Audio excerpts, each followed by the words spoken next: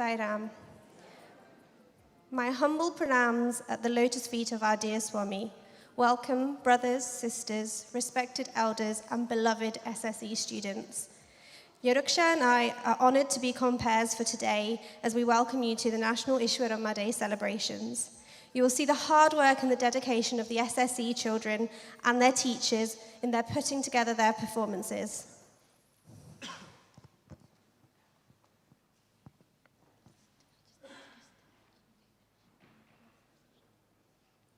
Sai Ram, now we're going to welcome the procession.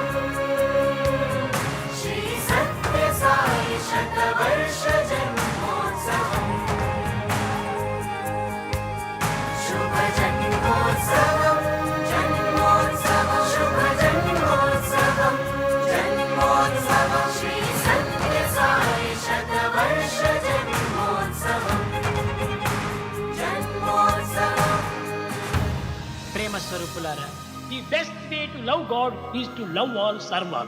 మనం అందరినీ ప్రేమించాలి, అందరినీ సేవించాలి. మనం సేవించడం కోసమని పుట్టాము. ఈ సర్వీసులో మనం ప్రయాణమైనప్పుడే మానవత్వం అనేటువంటిది సార్థకమవుతుంది.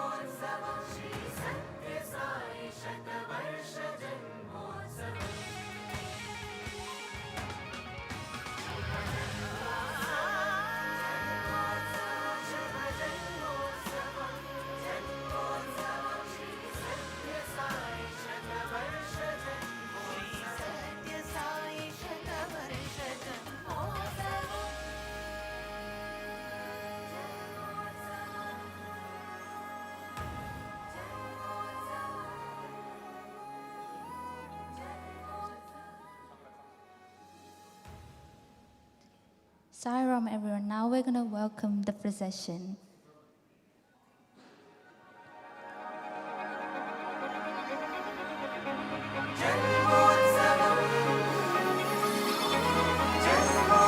First, we have Region 2.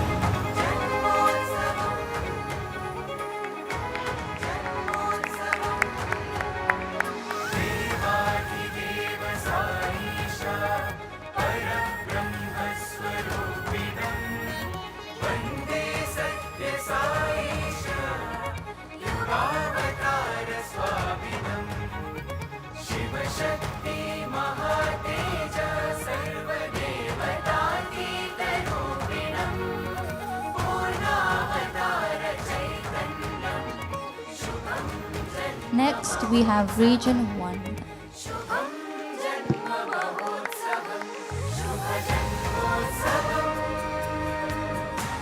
Can everyone give them a round of applause as well?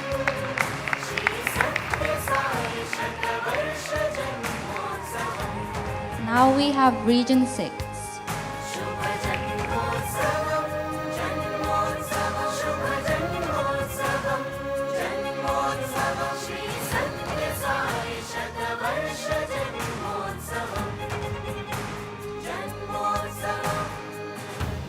ప్రేమ స్వరూపులారా, the best way to love God is to love all serve all.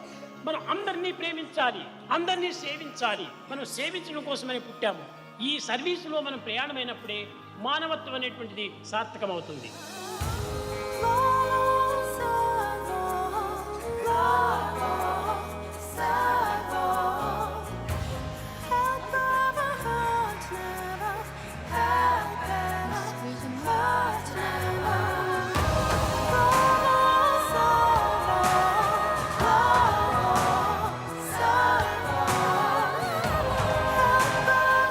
Next up, we have Region 7.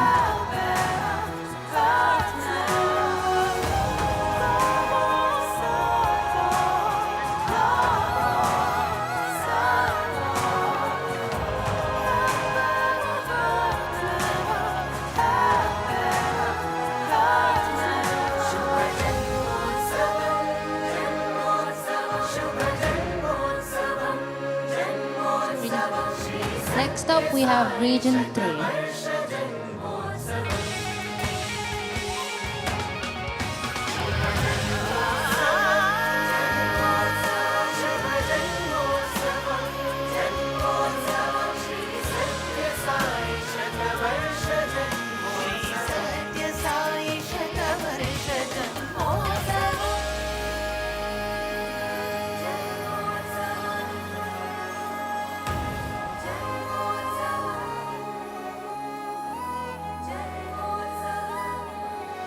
And finally, we have Region 4 and 5.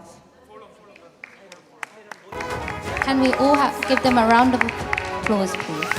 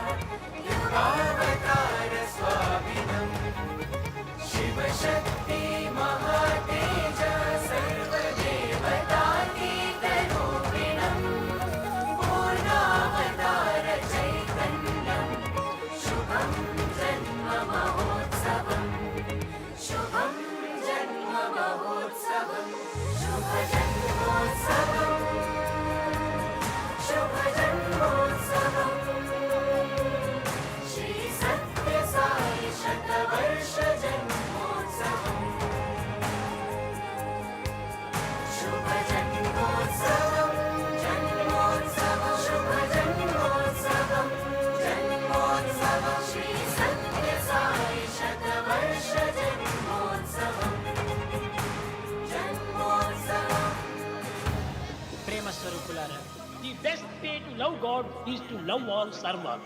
మనం అందరినీ ప్రేమించాలి, అందరినీ సేవించాలి. మనం సేవించడం కోసమని పుట్టాము. ఈ సర్వీసులో మనం ప్రయాణమైనప్పుడే మానవత్వం అనేటువంటిది సార్థకమవుతుంది.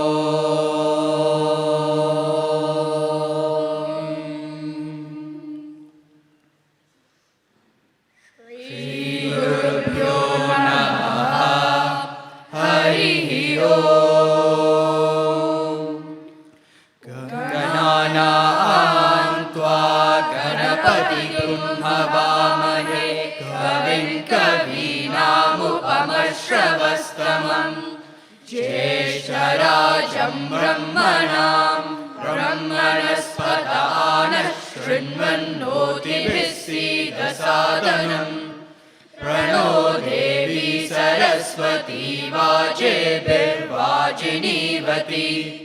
धीनामवित्रयवतु गणेशाय नमः सरस्वत्यै नमः श्रीगुरुभ्यो नमः हरिः ओम्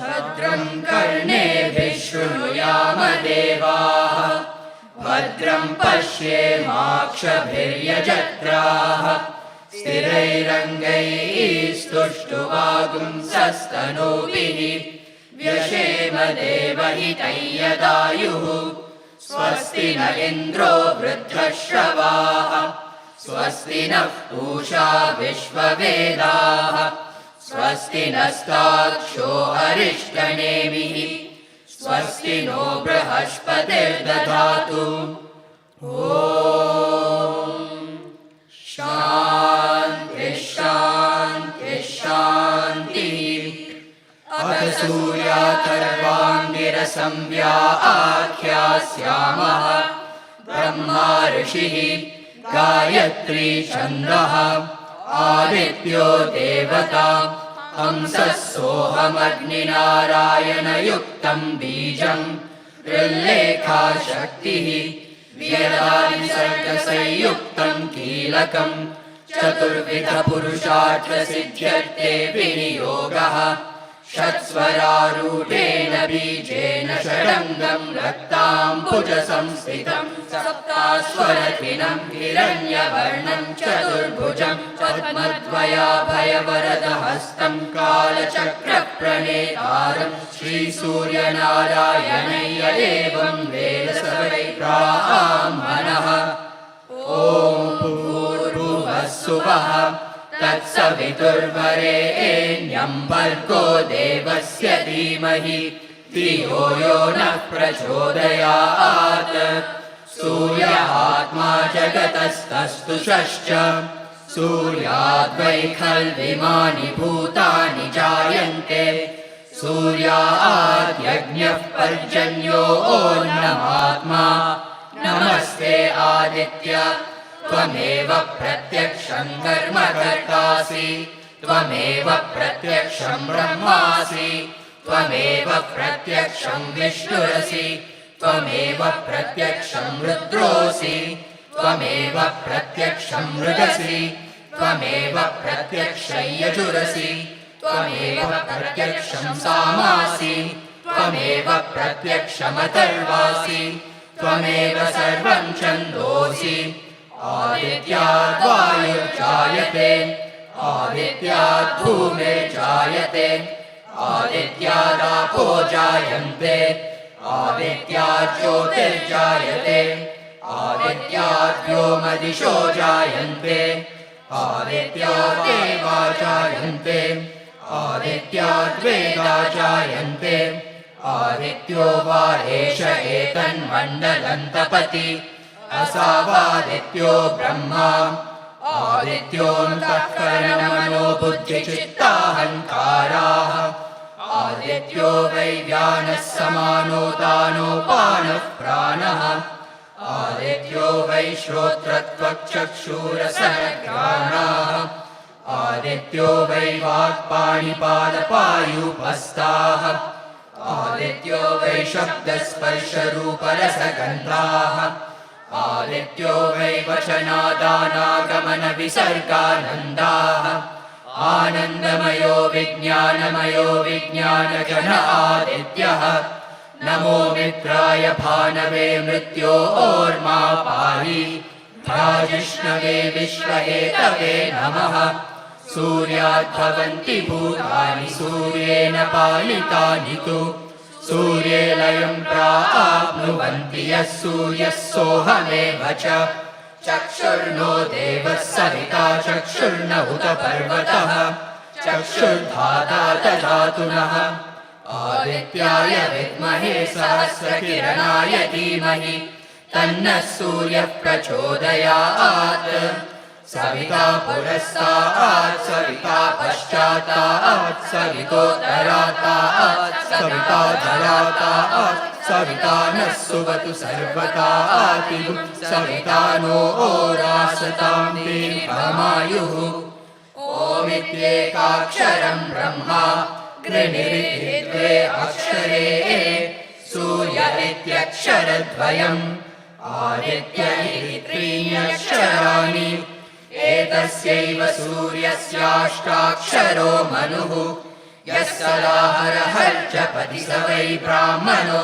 भवति स वै ब्राह्मणो भवति सूर्याभिमुखो जप्त्वा महाव्याधिभयात् प्रमुच्यते अलक्ष्मी नश्यति अभक्ष्यभक्षणात् पूतो भवति अगम्यागमनात् पूतो भवति पतितसम्भाषणात् पूतो भवति असत्सम्भाषणात् पूतो भवति मध्याह्ने सूर्याभिमुखः पठेत् सद्योत्पन्नपञ्चमहापातकात् प्रमुच्यते सैषा सावित्रीं विद्यान्न किञ्चिदपि न कस्मैचित् प्रशंसयेत् य एतां महाभागः प्रातः पठति स भाग्यवान् जायते पशून् विन्दति वेदार्थं लभते त्रिकालमेतज्जप्त्वा क्रतुशतफलमवाप्नोति हस्तादित्ये जपति स महामृत्युं तरति स महामृत्युं तरति य एवं वेद इत्युपनिषत् ॐ शान्तिः शान्तिः शान्तिः भद्रं कर्णेभिः शृणुयाम देवाः भद्रं पश्येमाक्षभिर्यजत्राः स्थिरैरङ्गैः स्तुष्टुवागुंसस्तनूभिः व्यशेम देवहितं यदायुः स्वस्ति न इन्द्रो वृद्धश्रवाः स्वस्ति नः पूषा विश्ववेदाः स्वस्ति नस्तार्क्ष्यो अरिष्टनेमिः स्वस्ति नो बृहस्पतिर्दधातु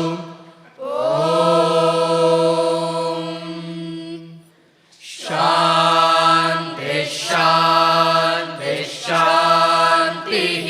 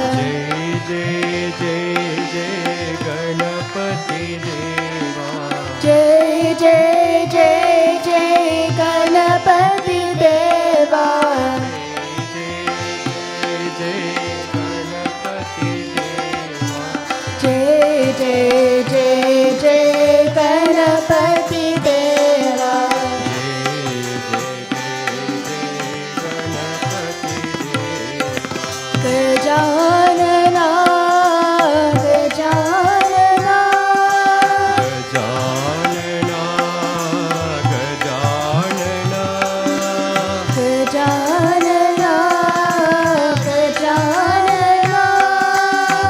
गजानना गजानना गजानना हे गणपति देवा गजानना हे गणपति देवा गजानना हे गणपति देवा गजानना हे गणपति देवा गजानना हे गणपति देवा गजानना गणपति देवा जय जय जय जय गणपति देवा जय जय जय जय गणपति देवा जय जय जय जय गणपति देवा जय जय जय जय गणपति देवा जय जय जय जय गणपति देवा जय जय जय गणपति देवा गजानना गजानना गजानना गजानना गजानना हे गणपति देवा गजानना हे गणपति देवा गजानना हे गणपति देवा गजानना हे गणपति देवा जय जय जय जय गणपति देवा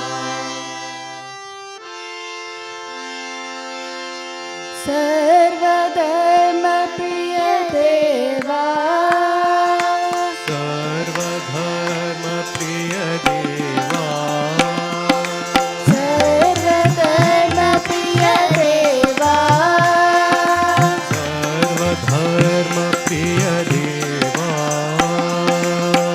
सत्य साई देवा सत्य साई देवा सत्य साई देवा सत्य साई देवा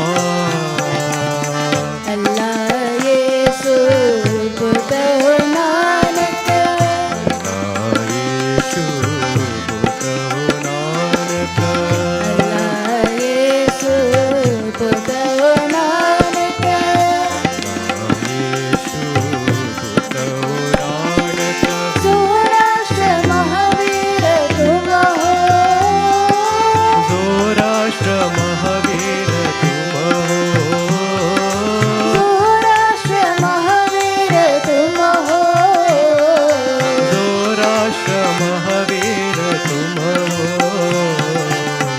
राम भी तुम हो कृष्ण भी तुम हो राम भी तुम हो कृष्ण भी तुम हो राम भी तुम हो कृष्ण भी तुम हो राम भी तुम हो कृष्ण भी तुम हो विश्वरूप तुम हो विश्वरूप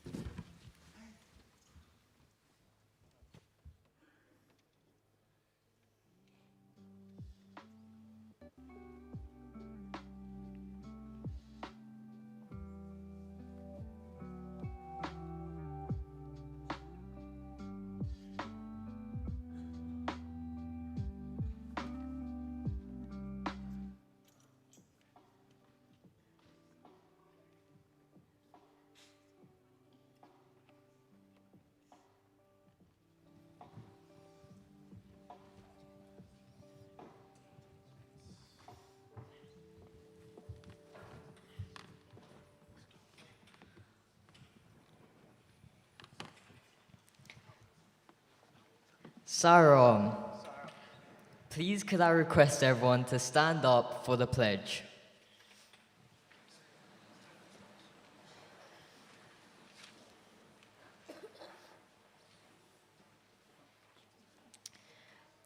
Dearest Swami, we the children of the United Kingdom stand before you with all our love to take this pledge.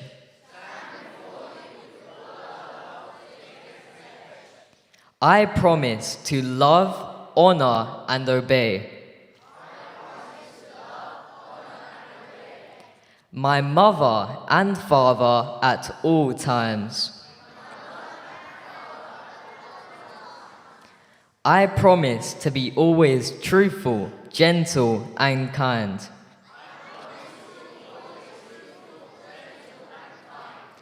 In my thoughts, words, and actions.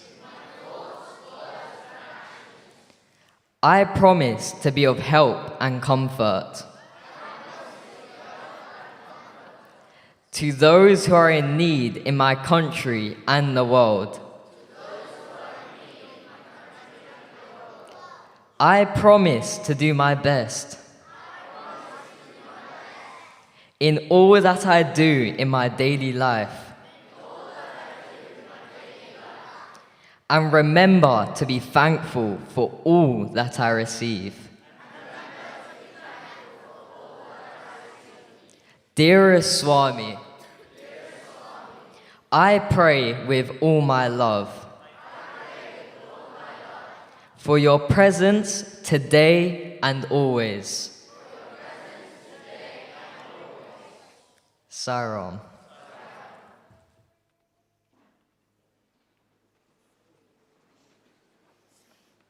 తల్లిదండ్రులను మనం ఏనాటి కూడాను దూషించకూడదు. We should never criticize our parents. తల్లిదండ్రులు మనం ఏనాడు కూడాను హాస్యంగా పలకూడదు. We should never make fun of our parents. తల్లి యొక్క మహత్తరమైన శక్తి ఆ యొక్క హృదయంలో ఉంటుంటుంది. The power of the mother is there, right there in her heart. మాతృమూర్తిని గౌరవించుతూ రావాలి. You should revere your mother. ఆమె యొక్క కీర్తియే మీ యొక్క జగత్ వ్యాప్తిగా వస్తుంది. It is only her greatness that would make వాళ్ళకి you చదువులు great. సంధ్యలు ఉండనక్కర్లేదు. They may not be educated. అలాంటి చదువులు లేనటువంటి యొక్క ఈశ్వరమ్మ ఈ పుట్టబర్తికి ఇన్ని విధమైనటువంటి గొప్పతనం చేపించింది. Uneducated Mother Ishwarama has given birth to the Lord God. కానీ ఈనాడు ఆ పుట్టిన స్థానాన్ని వదిలిపెడుతున్నారు. But today what's happening elsewhere? People are leaving Eshwaramma their పేరు birthplace. మర్చిపోతున్నారు. They are forgetting their native land. Eshwaramma కన్నటువంటి కుమారుడిని మాత్రము గొప్పగా పొగుడుతున్నారు. People have forgotten Ishwarama, but Ishwarama's child Bhagavan is praised. ఈశ్వరమ్మే లేకపోతే ఈ యొక్క గొప్ప శక్తి ఎక్కడి నుంచి వచ్చింది? Where is Bhagavan when there is no Ishwarama? కనుక తల్లి కీర్తిని మనం ఎప్పుడు కూడా కాపాడుతూ రావాలి. Therefore one should uphold, one should revere, adore mother. తల్లిని మనం ఏమాత్రం కూడా కించితపరచకూడదు. You should never insult your parents. ఈ విధంగా జరుగుతూ వచ్చినటువంటిది సత్యసాయి యొక్క ప్రభావము. This has been the message and the life of Bhagavan Sri Sathya Sai Baba.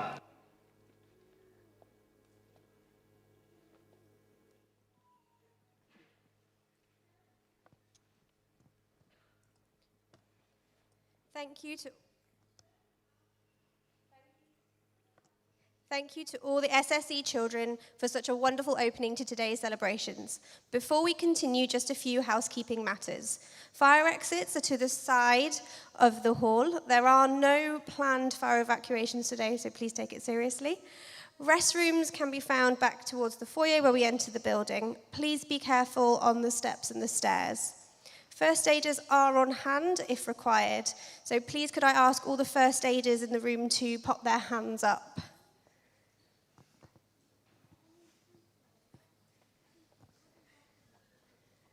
Any first aiders? Hands up. There we go. Got someone at the back there.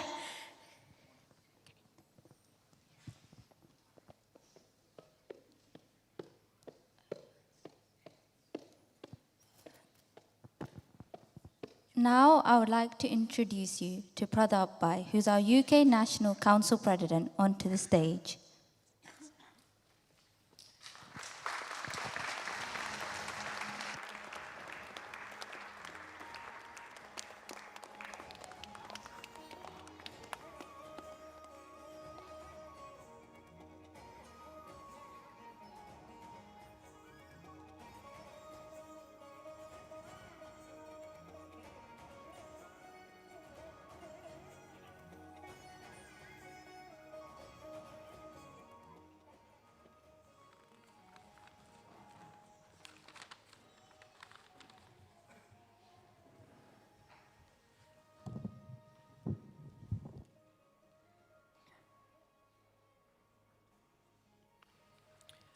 I offer my loving pranams at the divine feet of our beloved Bhagwan Sri Sathya Sai Baba.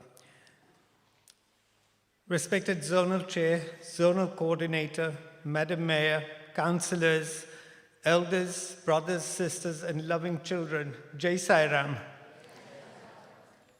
It is with immense joy and gratitude that I welcome you all to this sacred gathering as we come together to celebrate the National Ishwarama Day program, a day dedicated to honoring the Divine Mother of our beloved Bhagwan, Sri Sathya Sai Baba, and the universal role of motherhood itself. Mother Ishwarama was not only the blessed physical mother of the avatar, but also a symbol of purity, humility, and compassion.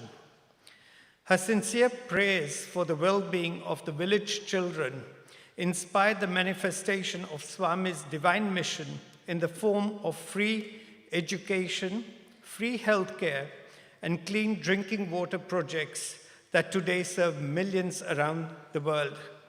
Her simple, hearted devotion continues to serve as a shining example to us all. As Bhagwan often reminded us, the mother is the first guru. In celebrating Ishwarama Day, we are not only remembering a noble soul, but also reaffirming the values she embodied. Values of selfless love, sacrifice, service, and spiritual strength. I'm especially delighted to see all the children from each of our 8 regions participating in today's event. Swami always emphasized that the future of the world rests in the hands of our young ones. He said children are the future of the nation and the pillars of tomorrow's world. So let us continue to nurture them with love, guide them by example, and provide them with opportunities to grow in devotion and character. Let this day serve as a gentle reminder to all of us to honor our parents, respect our elders, and dedicate our lives in service to others. This is true homage we can offer to Mother Ishwarama and to our beloved Swami. Once again, I warmly welcome you all and pray that Bhagwan continues to bless each of you and your families with health, happiness, and spiritual strength. We will proceed with today's program with hearts full of joy, ready to serve, and minds focused on the divine. With that, I would like to invite Mr. Anil Gadya to come forward and invite our chief guest and introduce our chief guest. Thank you. Jai Sai Ram.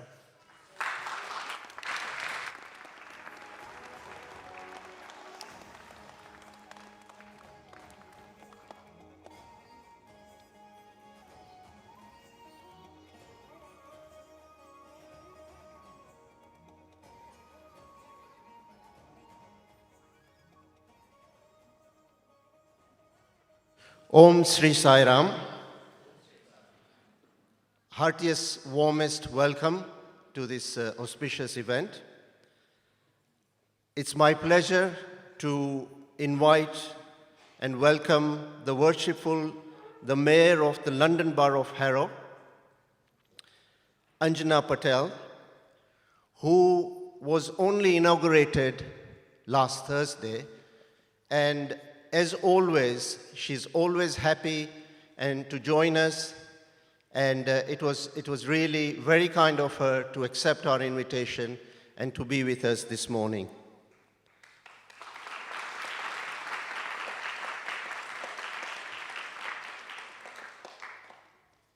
Madam Mayor became the councillor in the London Borough of Harrow in 2002, and for the last 15 years has represented the Belmont ward in Harrow.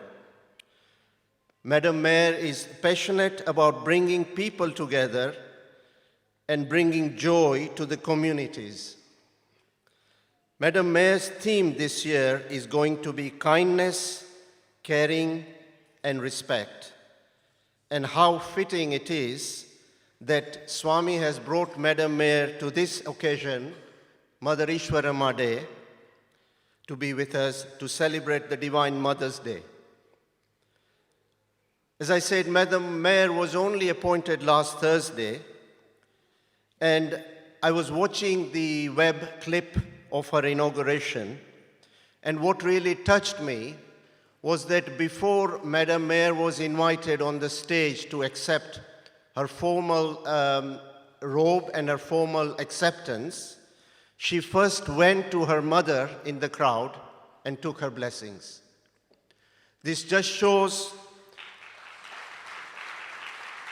what we saw in Swami's message, that always we should respect our mother first and our father first before we do anything else. So it is a great pleasure, and I'm really very happy, because I'm sure Madam Mayor would like to meet as many children as possible today, and it will be a pleasure to have her with us. May I please invite Madam Mayor to come on the stage and address us for 5 minutes. Sai Ram.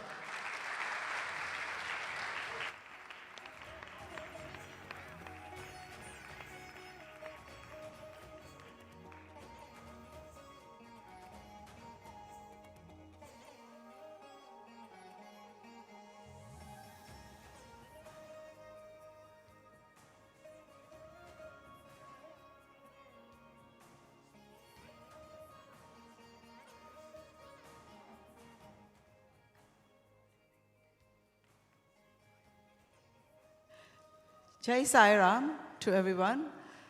It is a beautiful morning, and it is a pleasure and an honor to be here today, and especially celebrating 100 years of Ishwarama.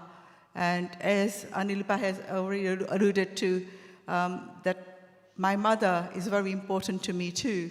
I lost my father in 1975, and I've only got my mother. And mother also became a widow at the age of 40. So it doesn't matter what your mother is a very important person, and your father, as we have been told by Baba. I'm standing here in front of you as a mayor because it was my mother's wish that I become a mayor. And she kept on saying to me, please do become a mayor. And I said to my mom, I'm happy as a cabinet member serving the residents of Harrow. But because she wanted me to do that, I did it. And my mother hasn't been keeping very well, and I thought that this is the right time to do it, to make her happy. And so I did that. And she was extremely happy on the day that I became a mayor. Obviously, she's not that well, but she actually sat through the whole event on that evening, which was really, really made me very happy on that day. Coming to the program and seeing so many children here and adults, I used to go to Baba's Saturday, I would call Sabha, every week in East London, in Upton Park, and my children used to go to Balvikas classes as well. So I am used to quite a lot of what Sai Baba follows and what you all do. And I think we all believe in the same thing. Doesn't matter which strand of religion you follow. We all believe in the same thing, serving the people, love, respect, kindness, unity, togetherness. Everybody is teaching us the same thing. And I'm also very pleased that I did go to visit Baba, and I wanted to go to Puttipatti, and then I was told that Baba is in Whitefield, so I never got to go to Puttipatti, but I went to Bangalore, and I stayed in the ashram for 3 nights, and did the darshan every day of Baba. So I have been to, I had a beautiful time when I was there. As you are all here, all the children, this is such a fantastic way of teaching our children. In the beginning, I saw they really did chanted all these mantras for nearly over 5 minutes. I mean, can you imagine that the children born and brought up in this country chanting the mantras and chanting it so clearly? It is amazing. And may you continue.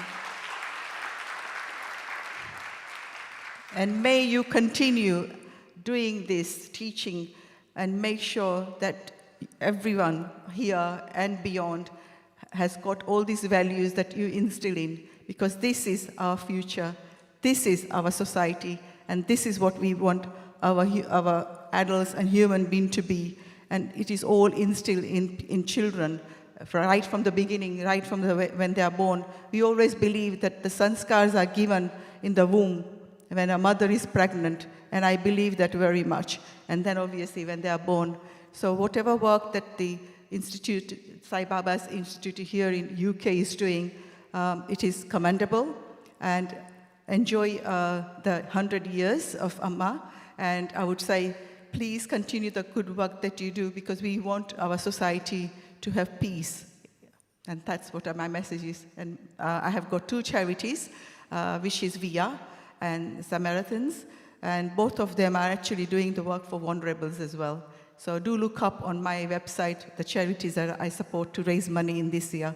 And I look forward to seeing you again. And as Anil Pai say, you are not new to me. Your organization is very much to my heart. As I said, I used to follow Sai Baba. So I will be here anytime when you invite me. Thank you very much for inviting me today. Thank you.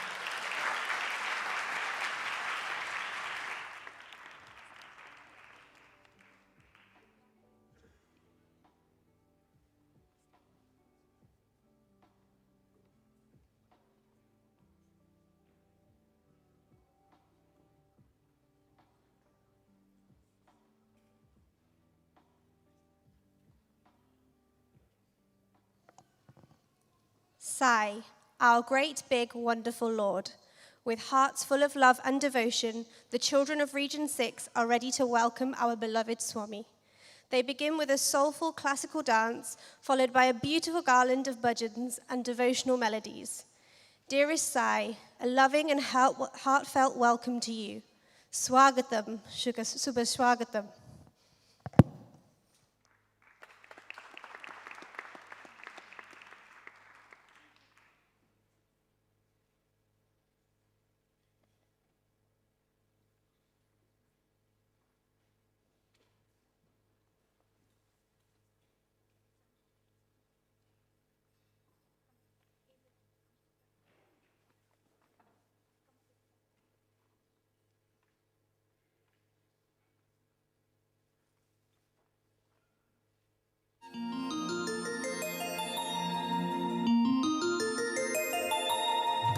Swagatam Subha Swagatam.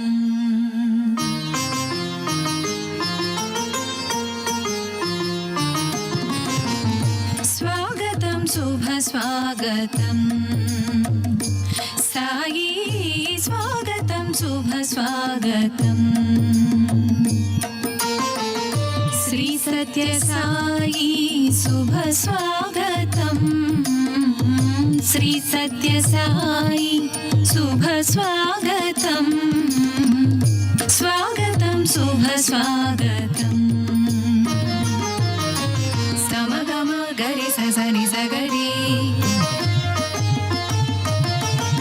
Pasani Sani Da Parima Panisa.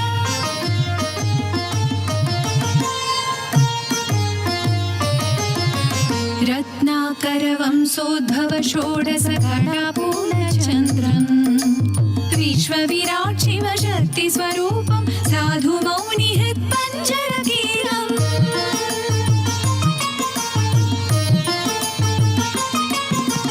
Makutaya Manakesa Virajam Karunatra Pura Visaladayanam.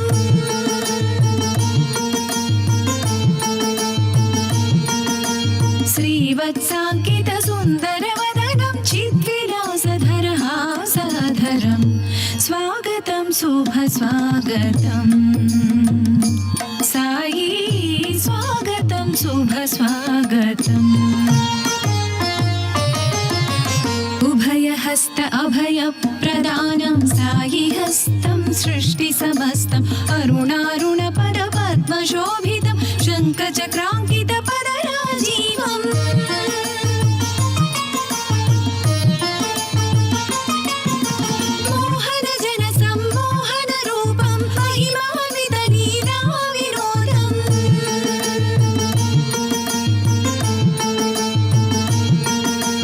Vishwakalyaana Diksha Raksham Sarvadharma Priya Sai Prabodham. Swagatam Subha Swagatam. Sai Swagatam.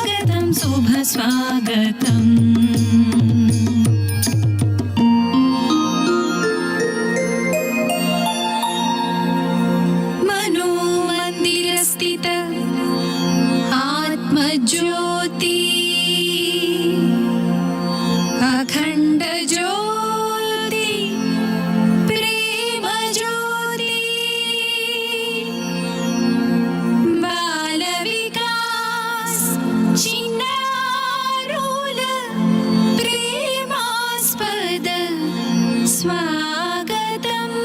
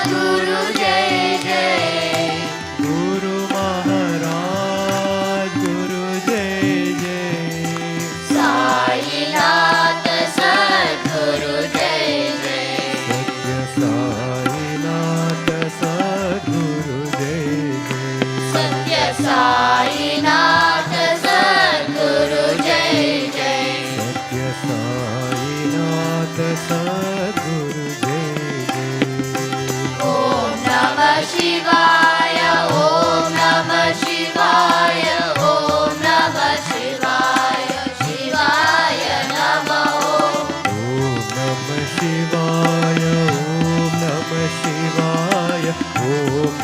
शिवाय शिवाय नमो अरुणाचल शिव अरुणाचल शिव अरुणाचल शिव अरुण शिवो अरुणाचल शिव अरुणाचल शिव अरुणाचल शिव अरुण शिवो ओंकारं भव ओंकारं भव ओंकारं भव ओम नमो बाबा ओंकारं भव ओंकारं भव ओंकारं भव ओम नमो बाबा ओंकारं भव ओंकारं भव ओंकारं भव ओम नमो बाबा ओंकारं भव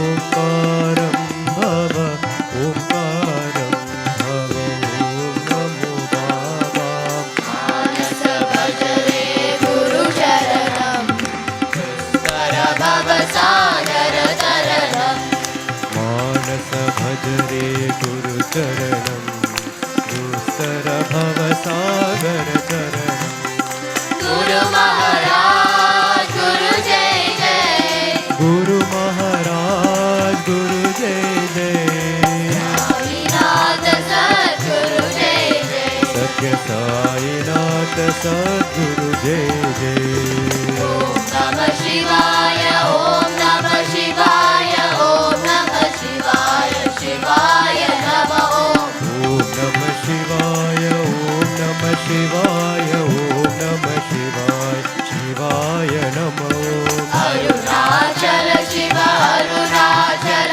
शिव अरुणाचल शिव अरुण शिवो अरुणाचल शिव अरुणाचल शिव अरुणाचल शिव अरुण शिवो ओंकारं भव ओंकारं भव ओंकारं भव ओम नमो बाबा ओंकारं भव ओंकारं भव ओंकारं भव ओम नमो बाबा ओंकारं भव ओंकारं भव ओंकारं भव ओम नमो बाबा ओंकारं भव ओंकारं भव ओंकारं भव ओम नमो बाबा मानस भज रे गुरु चरणं दुस्तर भव सागर तरणम्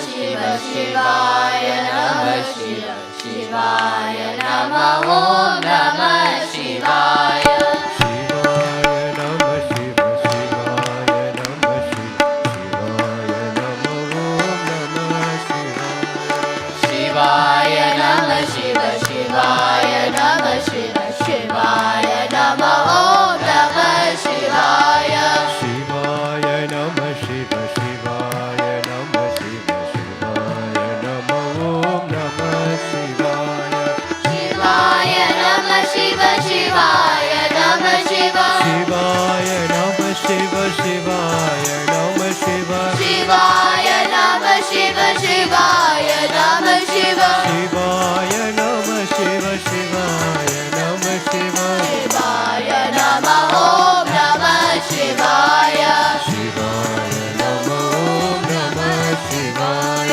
शिवाय नमः ओम नमः शिवाय शिवाय नमः ओम नमः शिवाय शिवाय नमः शिव शिवाय नमः शिव शिवाय नमः ओम नमः शिवाय शिवाय नमः शिव शिवाय नमः शिव शिवाय नमः ओम नमः शिवाय शिवाय नमः शिव शिवाय नमः शिव शिवाय नमः शिव शिवाय नमः शिव शिवाय नमः ओम नमः शिवाय शिवाय नमः ओम नमः शिवाय शिवाय नमः ओम नमः शिवाय शिवाय नमः ओम नमः शिवाय शिवाय शिवाय नमः शिव शिवाय Shivaya Namah Shiva, Shivaya Namah, Om Namah Shivaya. We shall now recite the Sathya Sai Mangala Shasanam, a hymn of auspiciousness offered at the divine lotus feet of our beloved Bhagavan, the very embodiment and bestower of all auspiciousness. Sai Ramaya Mangalam.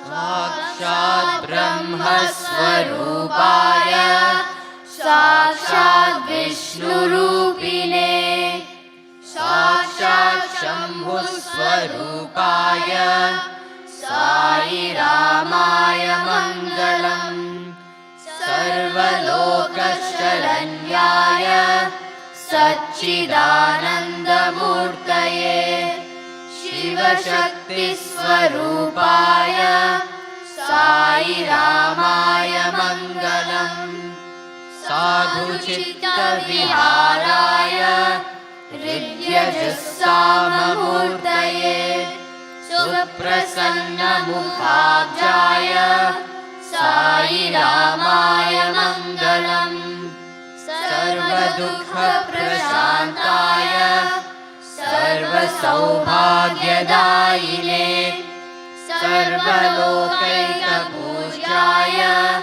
Sai Ramaya Mangalam, Veda Vedanta Vedyaya, Vishwarupatmakaya cha, Varadabhaya Hastaya, Sai Ramaya Mangalam, Chitravati Tiravasine, Priyavasine, Bhakta Hridaya Viharaya, Sai Ramaya Mangalam, Sarvaloka Sharanyaya, Sarvabhishta Pradayine, Sarva Papa Haraya, Sai Ramaya Mangalam, Prashanti Nilaya Vasa Swamine, Bhakti Daine, Avatara Varishtaya, Sai Ramaya Mangalam, Mangalam Guru Devaya, Mangalam Vishwakarmane, Mangalam Veda Vedyaya, Mangalam Jnanadayine, Mangalam Prema Rupaya, Mangalam Shantidayine, Mangalam Puja Padaya, Mangalam Sathya Saine, Mangalam Sathya Saine, Mangalam Shri Sathya Saine. We are happy, we are glad, we are proud, yet ever humble, for we are his Balvikas children, nurtured in love and values. Above all, our hearts rejoice, for we are blessed with a great, big, wonderful Lord who guides us who guides us every step of the way.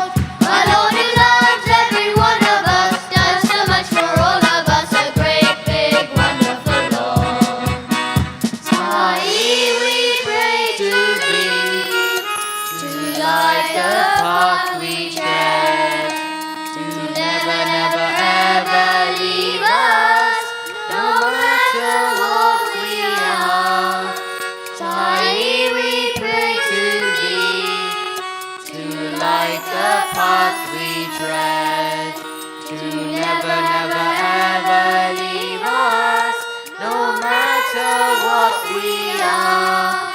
We have a great, big, wonderful Lord. We have a great, big, wonderful Lord. A Lord who loves every one of us, does so much for all of us. A great, big, wonderful Lord. We have a great, big, wonderful Lord. We have a great, big, wonderful Lord. A Lord who loves every one of us, does so much for all of us. A great, big, wonderful Lord. We have a great, big, wonderful Lord.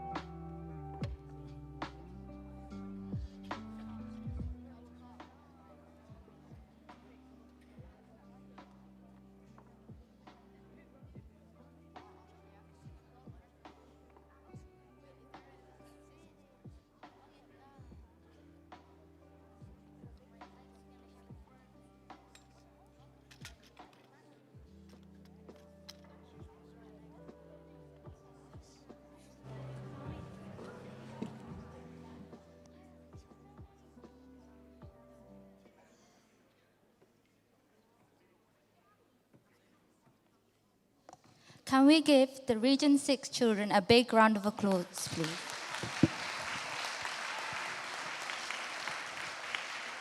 Thank you, children, for your beautiful offering for Swami today. Today, Region 3 presents a skit, Conversation with Mother Ishwarama, a legacy of compassion. The skit begins with a child's innocent desires and leads us to an inspiring conversation with Mother Ishwarama, whose selfless wishes transform the lives of thousands. Join us as we explore how pure love and noble intentions can move the divine itself, yielding extraordinary outcomes.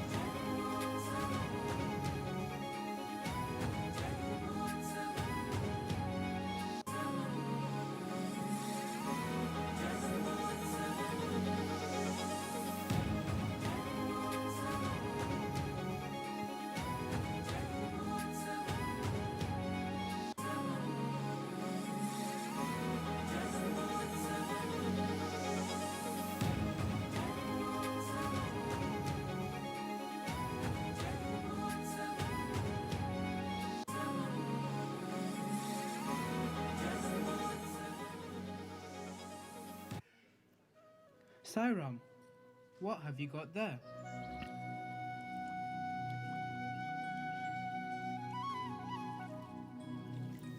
I'm so excited This looks like a genie's lamp. You know, like in the story of Aladdin. When you rub it, a powerful genie is supposed to appear who can grant all your wishes. But I've been rubbing it and no genie has come out yet. I'm so disappointed. Aladdin is just a folktale. First, what more do you need to wish for? I know, but I would make a wish to visit Disney in Florida. I'd love to see a football match live in a stadium. And I'd like to never have to do any homework. The possibilities are endless. Stop. How many wishes do you have? Why do you need to fulfill them? It would make me happy when they are fulfilled. Desires, when fulfilled, breed further desires. They multiply like ants in an anthill. There is no sense of satisfaction, however much one may possess or enjoy. Then, should we not have desires? We should limit our desires and desire for only life's necessities. That is why Swami has asked us to keep a ceiling on our desires. Limitless desires destroy one's happiness and health. When we let go of self-interest and prioritize the happiness of others as our own, we will experience 1,000 times more joy than by fulfilling our own selfish desires. That is exactly the example Mother Ishwarama set for all of us. Oh really? How did Mother Ishwarama do that? Look at this documentary and conversation with Mother Ishwarama.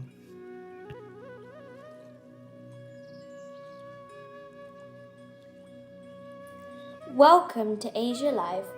We have Mother Ishwarama in our studios. Mother Ishwarama, thank you for agreeing to talk to us. Sairam.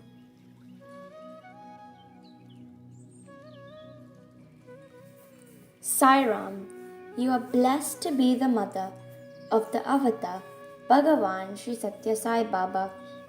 You are well known as a kind-hearted and pious woman. We are so fortunate to have you with us today. We would love to hear you tell us about the 3 wishes you asked Swami and how they were fulfilled by your divine son. In those days, Puttaparthi was a small, remote village.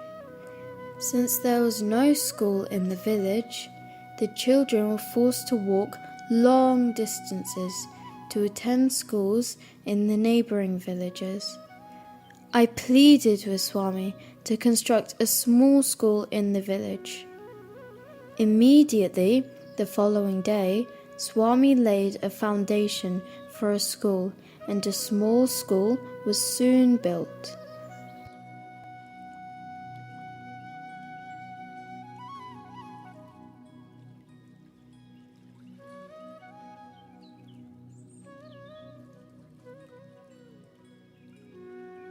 Years. When Swami established the small school, she was very happy. She went to the school, kissed the children, and showered her love on them. The small school that was established then had grown. In honor of Mother Ishwarama, Swami inaugurated Ishwarama High School in July 1972, shortly after she passed away. Later in 1981, the Sathya Sai Higher Secondary School was started.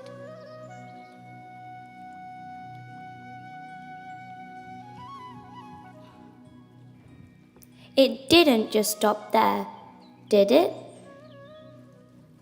No. Once I stayed in Mumbai when Swami went to Africa in June 1968. When Swami returned, I told him that girls in the cities like Mumbai are independent and well educated, but women in the villages are mostly confined to cooking and washing at home. I asked Swami to promise me that he would build a college for women where girls from villages could study. To my surprise, within a month, Swami began constructing a college for women in Anantapur.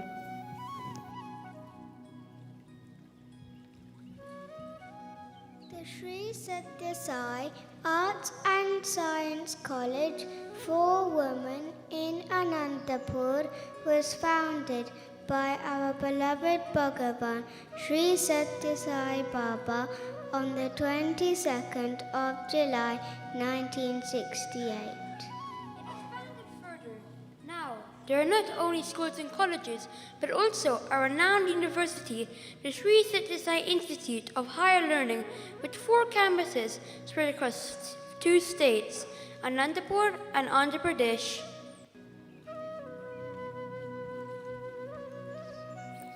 Mother Ishwarama, your selflessness and love for children is amazing.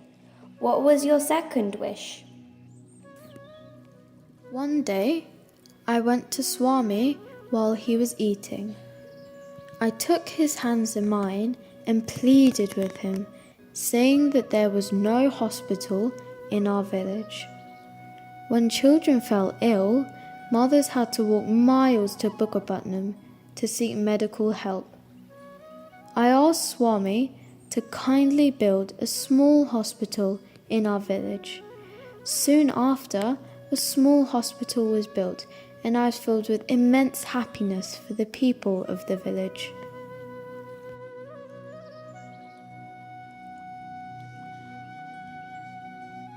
The small hospital the Swami had constructed has now become a super specialty hospital. These mighty tasks could be accomplished as a result of the Satya Sankalpa, noble wish of Mother Ishwarama, and Nitya Sankalpa, divine will of Sai.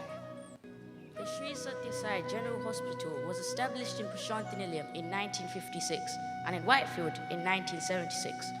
Sri Sathya Sai Institute of Higher Medical Sciences was inaugurated in Prashantinilayam in 1991 and in Whitefield in 2001.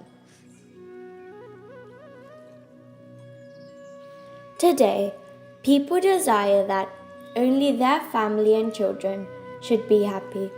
Mother, you have a broad mind. You wanted everyone to be happy.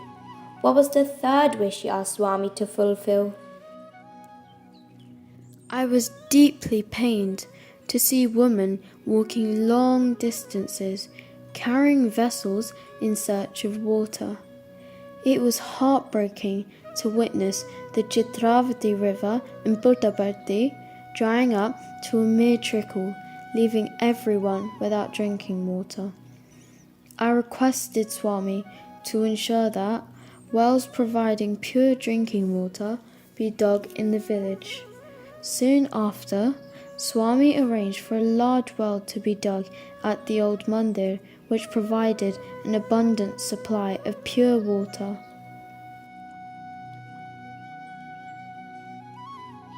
Ishwarama asked for drinking water for the village of Puttaparthi, but Swami went further than just fresh water for people in Puttaparthi. The Sri Sathya Sai Water Project was started in 1994. This water project provided clean drinking water for people over 1,000 villages in Andhra Pradesh and in the city of Chennai.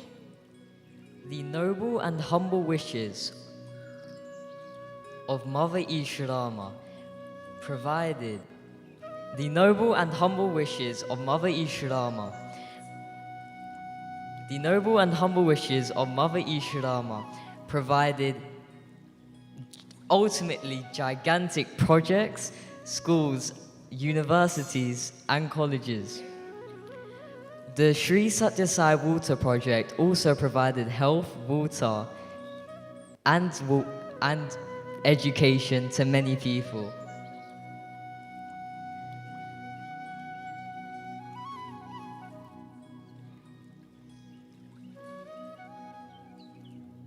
From this interview, an insight into the relationship between Swami and Mother Ishwarama.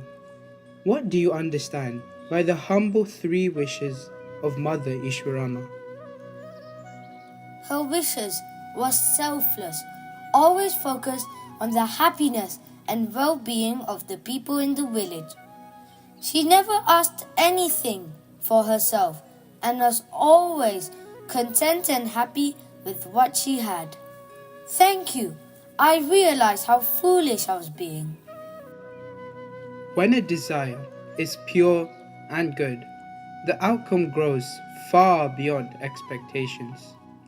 Mother Ishwarama was not only a noble and pious lady, but a devoted mother, and Swami was her devoted son, who fulfilled his mother's wishes.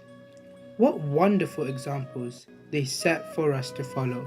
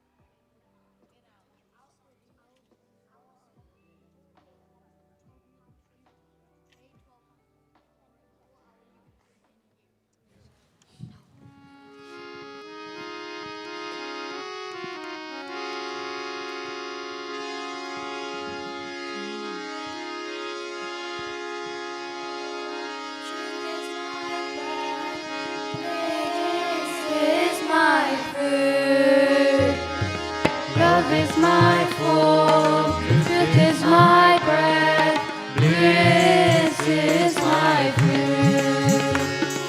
Love is my food, truth is my bread, bliss is my food.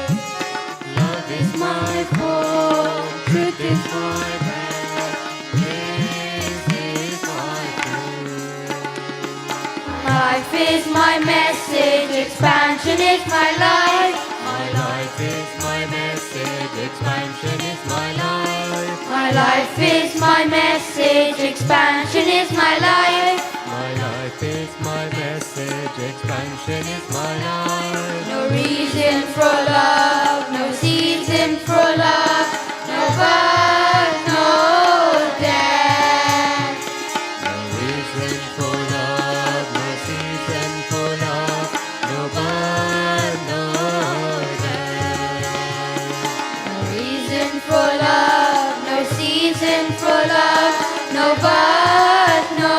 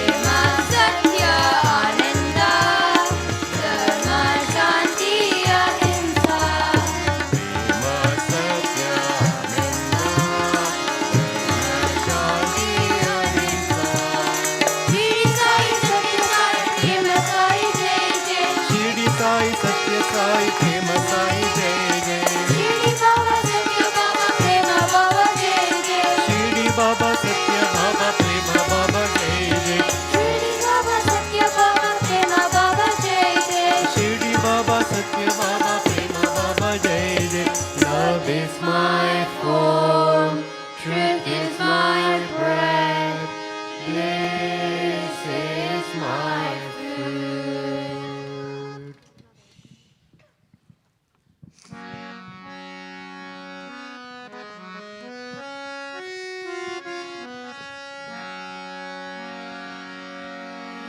Ishwaramba Priyanandana Ishwarama Priyanandana Ishwaramba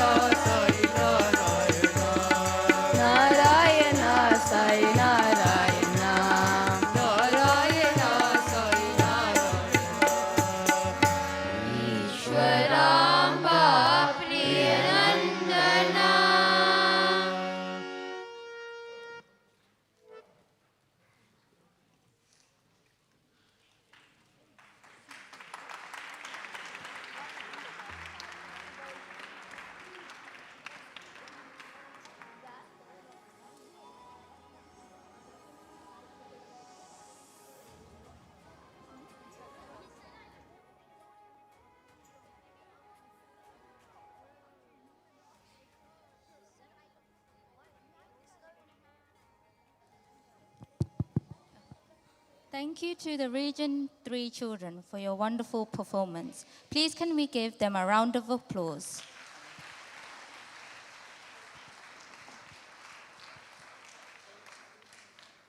When the children are singing their bhajans, we would like if the audience could sing along as well. And next up, we would like to invite Region 1, who are doing a dance which is on Ramachandran Raghuvira Bhajan, which depicts Rama as the savior and compassionate.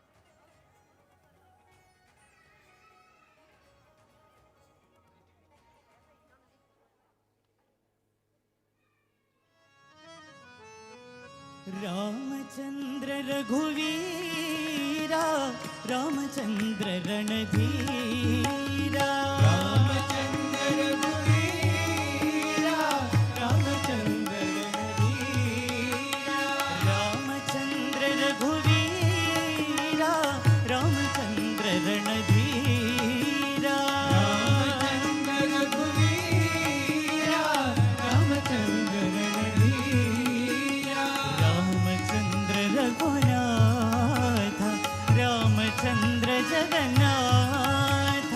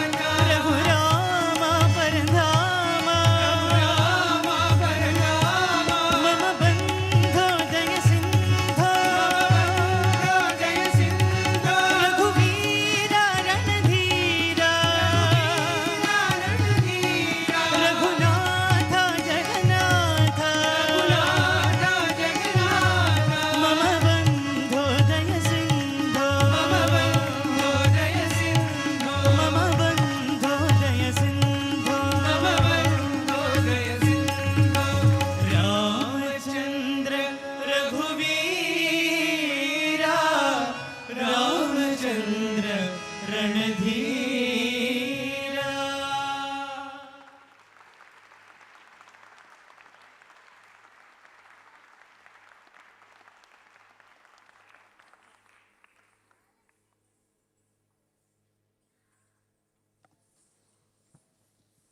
That was fantastic. Well done. And now it gives me great pleasure to welcome the SSE children from Region 7. They ask you to sit back and relax as they share their personal experiences that reinforce our faith in God.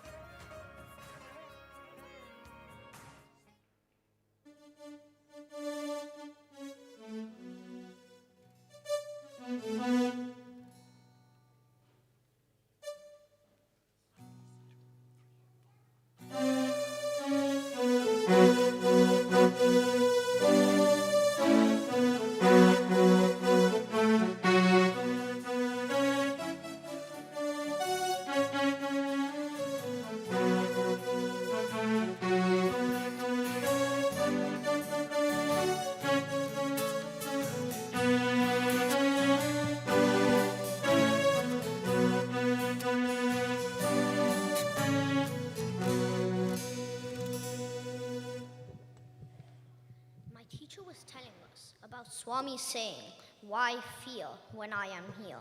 What does this mean to you? About 4 years ago, my family was faced with a terrifying situation in South Africa. We were returning from my aunt's wedding when my dad, who was driving, saw burning tires on both sides of the motorway. We had entered a danger zone where riots and protests had begun, and our car was the first to reach the scene, and Dad immediately stopped. Fearing for our safety, he turned the car around and drove against oncoming traffic with hazards and headlights on, warning others. Other drivers followed, and we carefully made our way to safety, praying that no speeding cars will hit us. During this entire ordeal, my mum was chanting the Gayatri mantra and praying to Swami. Only afterwards did we realize how serious the incident had been. We believe it was Swami who has saved us that day. Swami says, fear is an animal quality that arises out of body consciousness and the mind.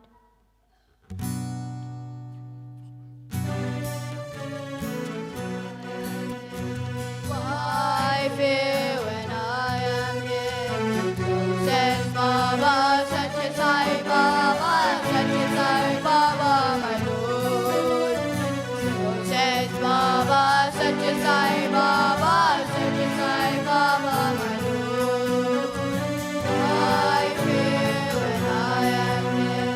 Why fear when I am here?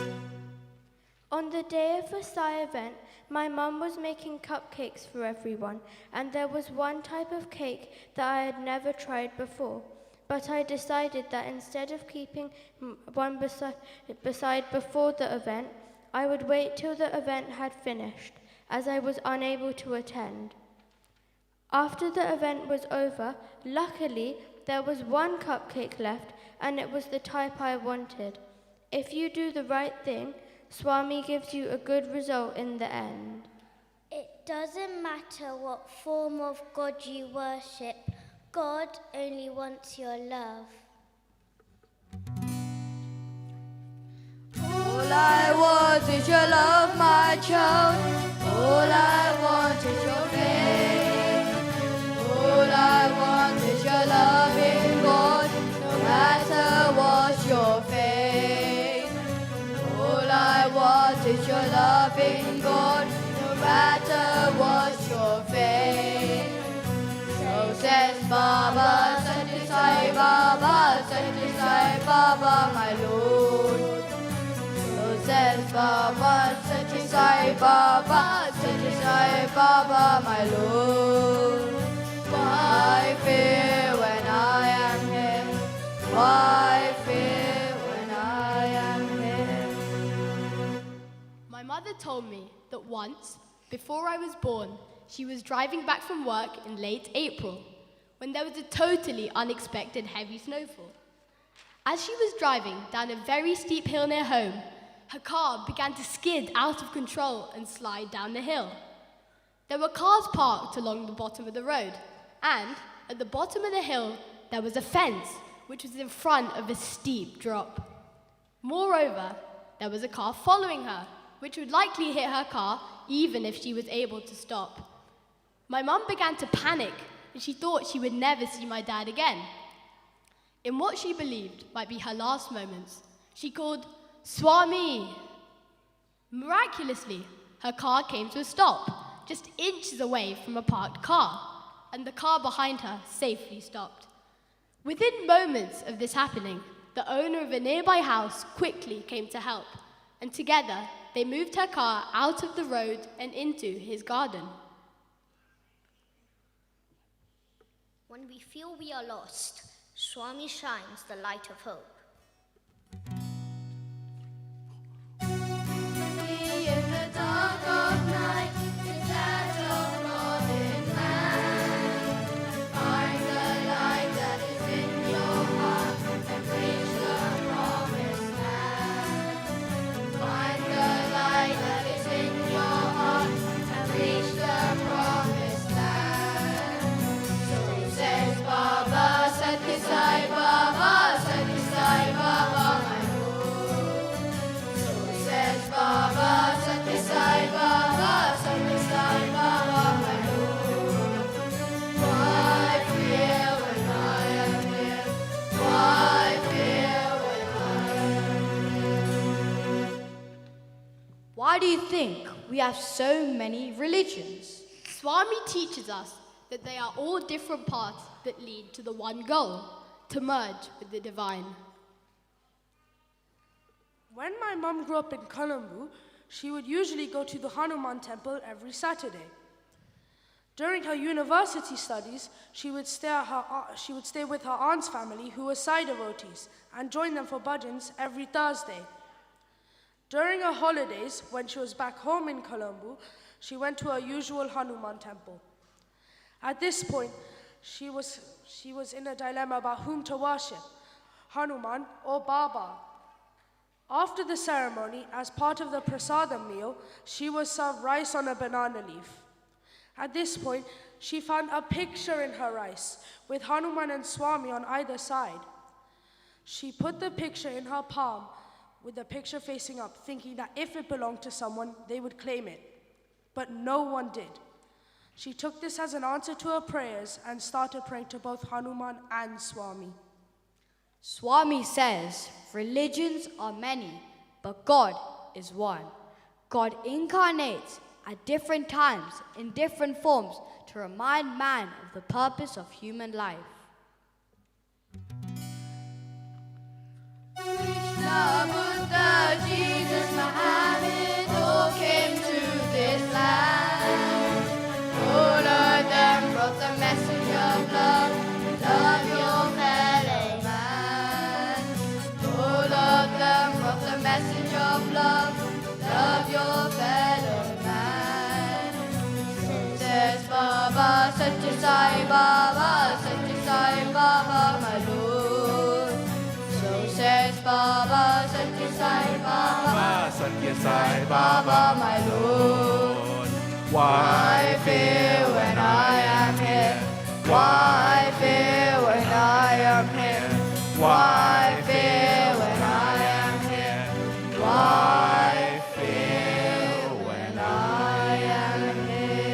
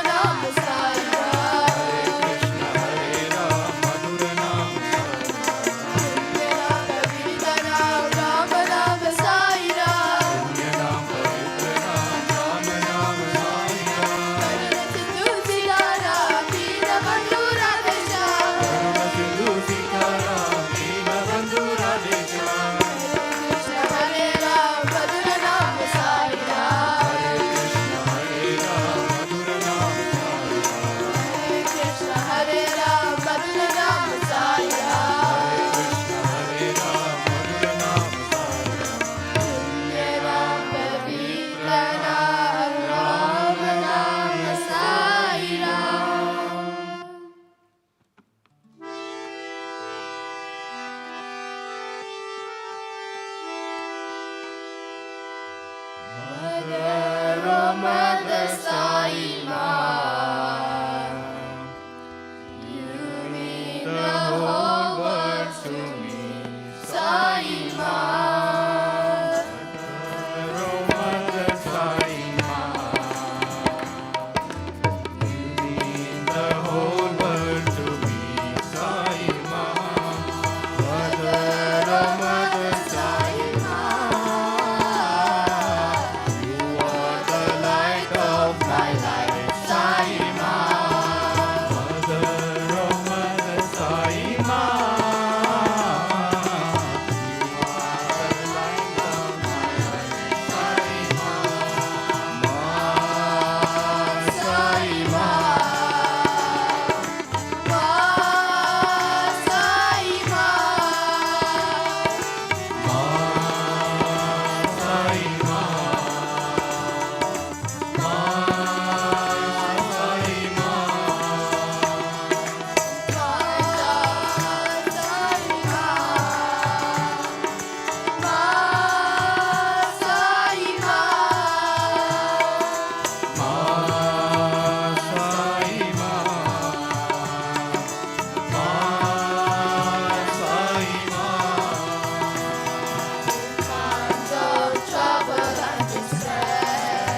I call your name,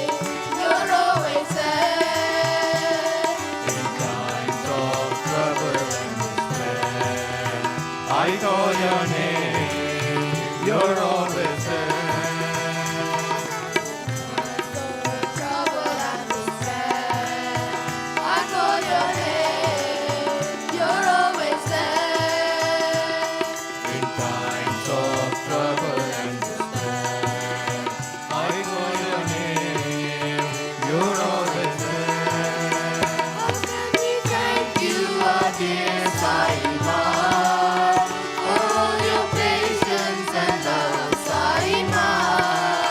How can we thank you, our dear Sai Ma, for all your patience and love, Sai Ma? How can we thank you, our dear Sai Ma, for all your patience and love, Sai Ma? How can we thank you, our dear Sai Ma, for all your patience and love, Sai Ma?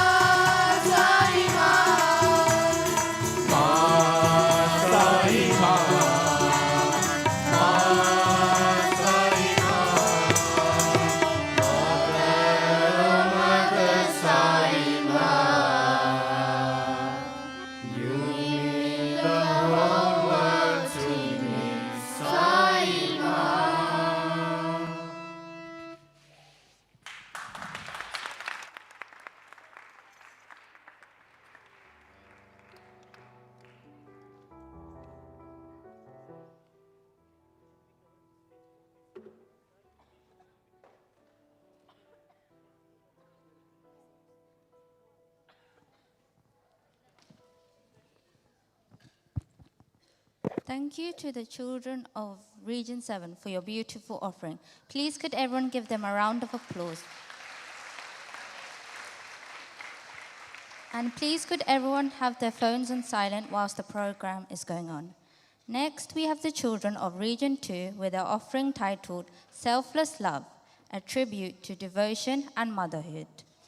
The presentation aims to offer a heartfelt tribute to Bhagwan Sri Sathya Sai Baba on Ishwarama Day. Illustrate the essence of selfless love through divine stories and historical examples, and showcase the creative talents and spiritual learning of Balvikas children.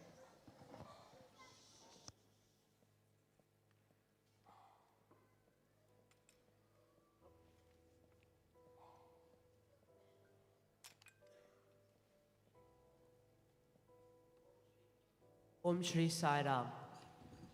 On the occasion of Ishwarama Day celebration, we, the Balvikas students of Heston Sai Centre, would like to offer at the Divine Lotus feet of our a beautiful presentation on the theme of selfless love. Firstly, we will present a short drama from the life of Lord Krishna. This will be followed by a presentation on the eminent characters who have been inspiring mothers from across times and cultures. Once, Lord Krishna was in a divine mood to teach the world the nature of pure and selfless love. So, one day, Lord Krishna was seated on the golden throne in the majestic court of Dwarka. Next to Krishna were seated his consorts, Rukmini and Satyabhama. The charming Lord Krishna, who would normally radiate peace and joy all around, seemed to be in discomfort that day. He was holding his head as if in excruciating pain. All were at loss to know the reason for his suffering. Just then, Rukmini, his wife, interjects. My lord, what is troubling you? Your divine radiance seems dim today. My beloved Rukmini, it is a peculiar ailment, a headache unlike any other. A headache? But my lord, how can the protector of the universe, the one who cures all ills, fall prey to a mere headache? Even the Almighty is bound by the laws of creation, dear Satyabhama, but this pain, it will not leave me. Narayana, Narayana, Narayana, Narayana. Suddenly, the solemn silence of the court was broken by the melodious chanting of Lord Narayan's name. Heads turned, eyes searched, and then, like a divine breeze entering the mortal realm, the greatest of celestial sages, Narada Maharishi, stepped into the royal hall, his every stride echoing with the sacred chant, Narayana, Narayana, Narayana, Narayana. Narayana, Narayana, Narayana, Narayana. What news do I hear in the heavens, O Lord? You, the Supreme Being, afflicted by a headache? Surely this is but a divine Leela. Indeed, Narada, every act of mine has its purpose. This headache too has a reason, but I cannot reveal it yet. In order to find a cure for the beloved king, the royal physicians were summoned. They tried various methods, but all were in vain. The advice of the sages did not seem to work its magic. When every effort failed, they surrendered to the Lord, asking him for a solution. Only the dust from the feet of my true devotees can cure this ailment. The dust of your devotees' feet? But my lord, how can anyone dare to offer their foot dust to you, the Supreme Lord? The dust of pure devotion holds the power to heal even the gravest of ailments. I cannot believe this. Who among us would dare to commit such a sacrilege? Narada then goes on a mission to find the greatest amongst the devotees. He approaches the people of the kingdom with the message from Lord Krishna, asking him to offer the dust from their feet. At every place, he is met with shock and resistance, as they were worried of becoming the sinners rather than curing Krishna. Finally, Narada comes from as far as Vrindavan, the hallowed place where Krishna spent his childhood days. The tales of the gopis' love for Krishna were the stuff of legend. Narada himself was keen and hopeful of finding a kind devotee amongst the gopis. The gopis hear that sage Narada has arrived with a message from their beloved Krishna. They leave everything aside and rush immediately to sage Narada, eager to know what the matter was. Narada narrates the Food pain of dust Krishna for to the them. Lord? That's just respect. How could we? What if it brings us to ruin in the afterlife? Do you not understand? This is not about pride or fear. This is about devotion that transcends all ego. Our Krishna's in pain. What can we do? Only the dust from your feet can cure him. Take it. Take all the dust you need. Do you not fear the consequences of offering your food dust to the Lord? It eases Krishna's pain. We care not for consequences. His happiness is our only heaven. Collecting the dust from the feet of the gopis, Narada arrives back at the palace of Lord Krishna. Krishna runs towards Narada with overflowing joy, having heard that the gopis had offered the dust from their feet. Such is the power of selfless devotion. My headache is gone and my heart is full. Truly, the gopis of Vrindavan embody the purest devotion. Let this remind us all, the greatest offering is love, untainted by ego or fear. All the people in the palace were stunned by the devotion of the gopis. They felt humbled by their pure, selfless love of the gopis and resolved to follow in footsteps in service to Lord Krishna. The court erupts with praise, and Krishna resumes his divine radiance. Glory to Lord Krishna. The divine Leela reveals the path of true devotion. Swami says, Mother's love is supreme and always selfless. Mother is the visible manifestation of God. Now we will bring to you stories of exemplary mothers who embodied such pure and selfless love.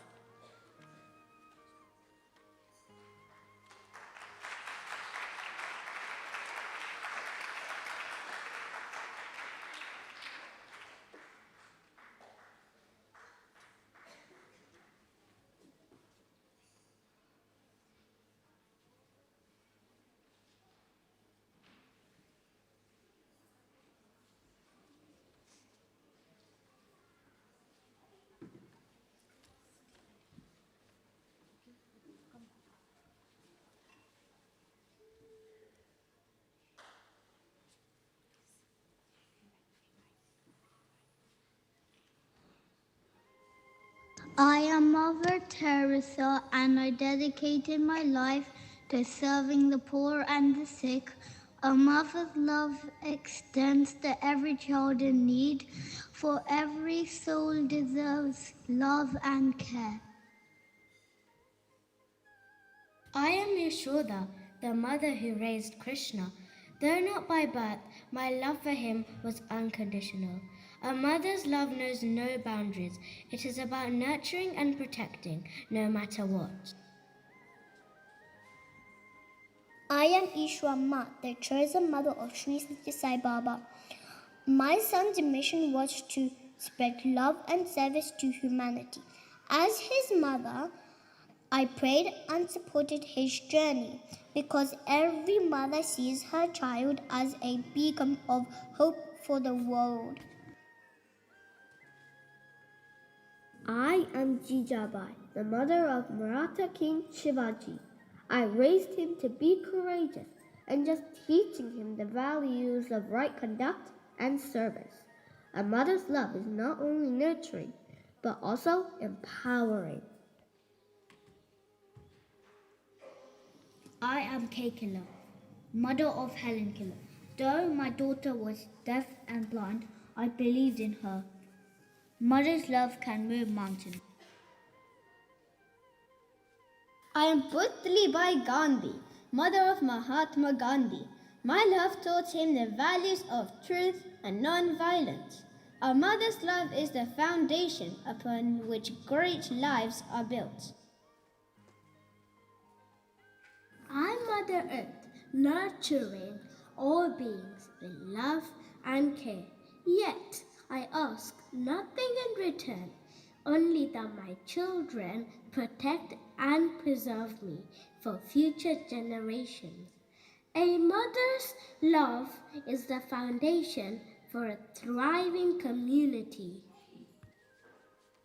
From nurturing leaders to inspiring communities, a mother's love enables individuals to rise beyond themselves and contribute to the greater good. Let us honour and celebrate mothers for the roles they play in shaping our world. We are filled with gratitude to our beloved Swami for this wonderful opportunity today. Thank you all for the loving encouragement. Jai Sai Ram.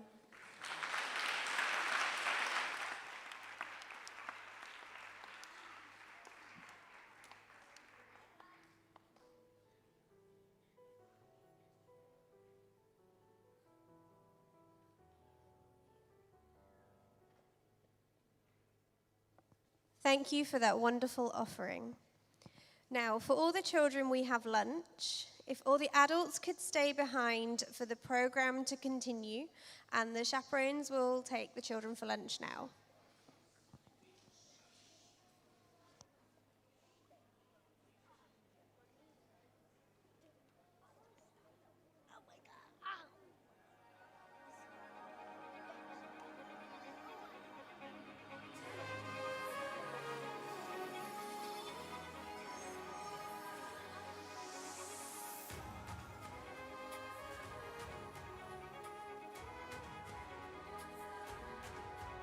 If all adults could stay, we have lunch arranged just after a couple more talks.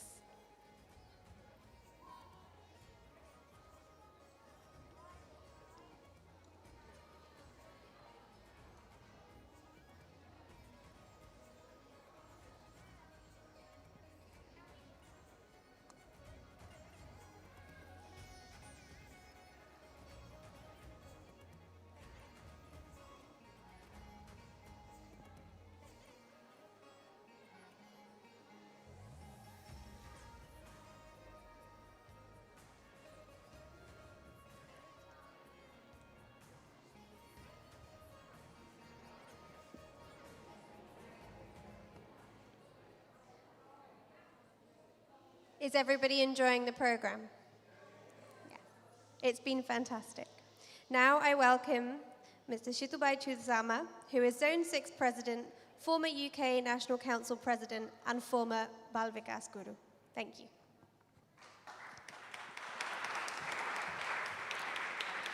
Sairam, everybody. It's lovely to have you here today.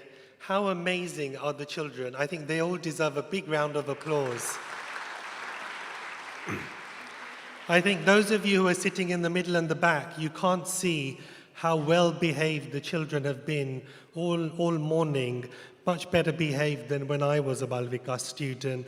And I think that bears testament to all the Balvikas gurus and the parents who also deserve a round of applause. You know, sitting here and when I was looking at all the children, what do you see when you see our Balvikas children? You know, when I see our Balvikas children, I see future zonal chairs, future National Council presidents, future centre presidents, future Balvikas coordinators. Who knows where Swami's going to take them? We are very, very lucky to have them all. And in that vein, it is my absolute joy and privilege to welcome a remarkable soul into our midst today. Someone whose life is a beautiful reflection of Swami's vision of education. The end of education is character. Please join me in warmly welcoming Colette Savage, an inspired educator, a pioneer in human values teaching, and a truly accomplished academic whose seva spans continents and communities. Colette brings with her a rare combination of intellectual brilliance and spiritual depth. She holds a BSc in Computer Science for Business, an MSc in Data Communications and Networks, and a postgraduate certification in Values in Education. A strong academic foundation that she has used not just to inform minds, but to uplift hearts. Since 2018, Colette has served as lecturer at the University of Aberdeen School of Education, where she delivers undergraduate and postgraduate courses in mindfulness, compassion, and human values. She has embedded values-based education into Scotland's teacher training curriculum and leads research into embodied teaching, helping future educators carry not just knowledge, but wisdom into the classroom. Her contributions go far beyond the university walls. As part of the Sathya Education in Human Values movement, Colette has trained teachers, she has led SSEHV camps in the UK, and worked closely with Carol Alderman to develop key lesson plans that brought Swami's 5 human values into everyday learning. She even created a human values club in a Surrey school where students led fundraising efforts for charity, the perfect union of education and service.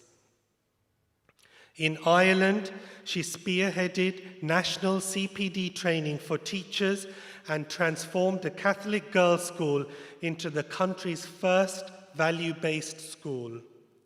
In India, she is part of the Vidya Vahini International Educators Project, designing digital training tools that will support hundreds of thousands of teachers across the country. And most beautifully of all, Colette has served as a guest and continues to serve as guest lecturer at the Sri Sathya Sai College for Women in Anantapur. Colette is without a doubt a woman of deep intellect, great compassion, and unwavering commitment to Swami's mission. She has used her extraordinary gifts of heart and mind in the service of Sri Sathya Sai Educare, helping shape not just better students or teachers, but better human beings. Colette, it is a great honor for us to have you with us today. On behalf of all of us, please give a warm round of applause.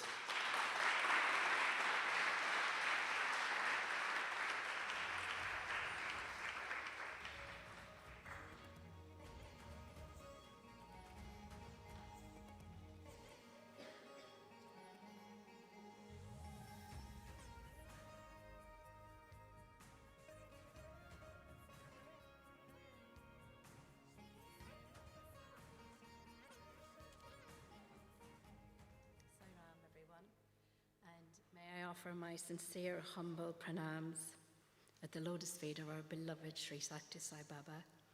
And can I just start by saying thank you so much for today. I haven't actually attended one of these events, sorry, can you hear me now? For many years.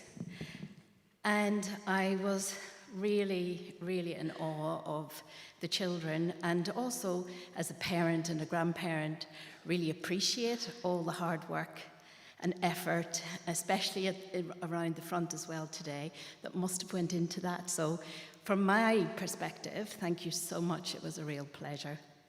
It reminds me actually of when I first went to Prashanti, and one of the things I noticed today and remembered, when I first went to Prashanti, I arrived on my own to meet some friends, but they were all asleep.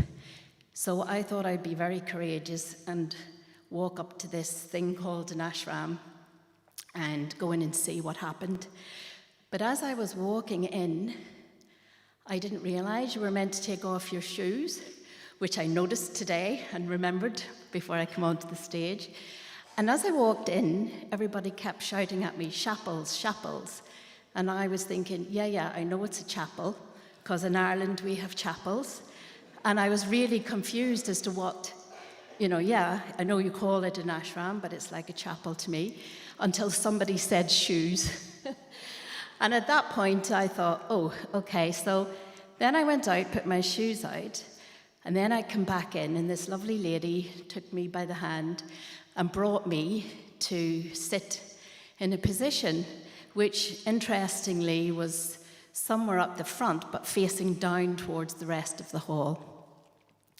So I sat down, and after a while, some children came in, and they all kind of sat, and I was sitting actually next to a whole row of, many rows, but one row of little, very young children. And I was absolutely captivated by those children and how they behaved.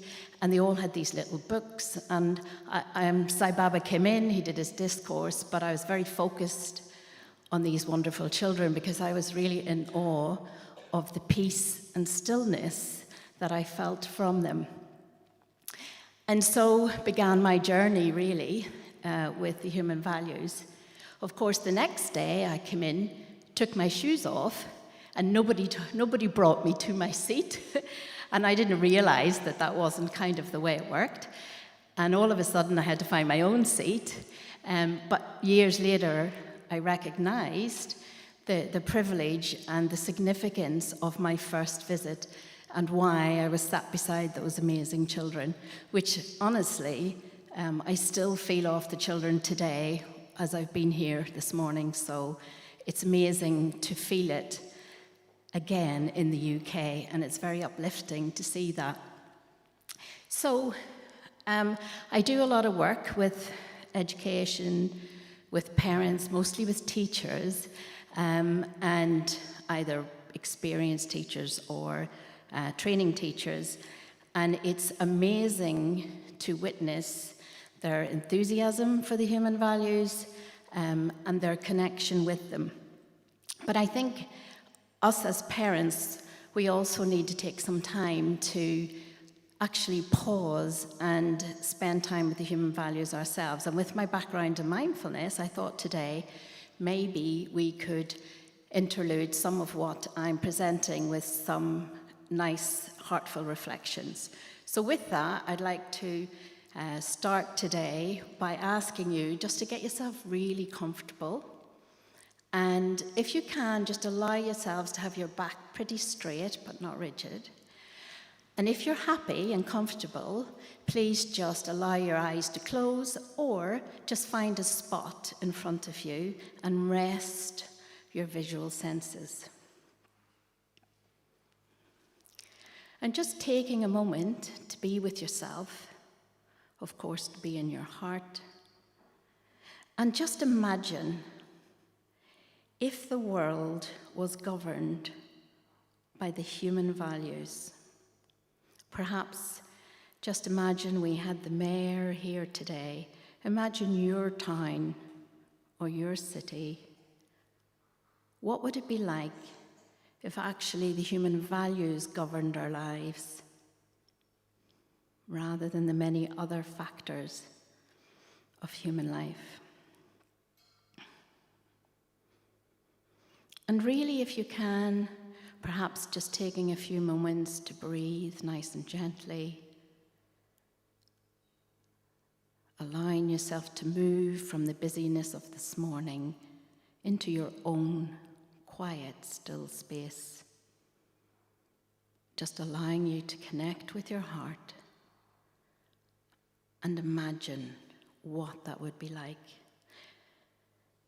Imagine if all the global organizations, the health, the finance, were actually governed and driven by human values.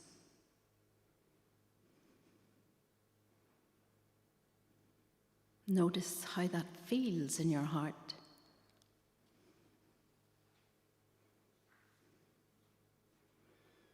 If it seems a lot, start with your own family, where clearly you all work, live by the human values.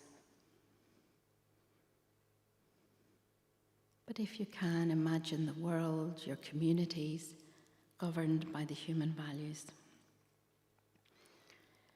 What impact would that have on all our lives?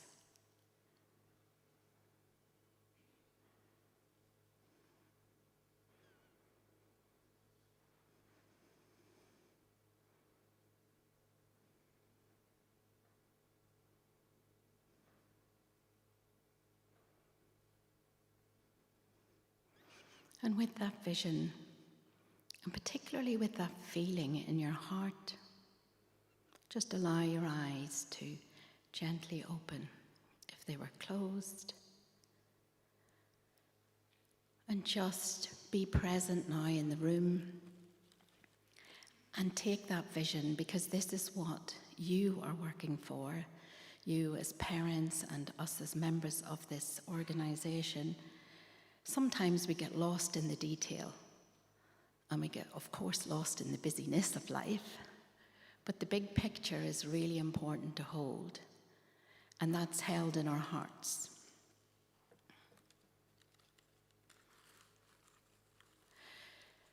So I had some slides. I don't know whether they'll come up, but it's okay if they don't, because it's fine either way. So the Balvikas program, as you know, was developed in the 1970s.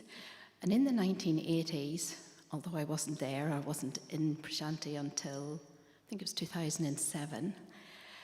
And with the Western culture, it was quite challenging, I suppose, at the time, and certainly of the age, to bring this wonderful program out.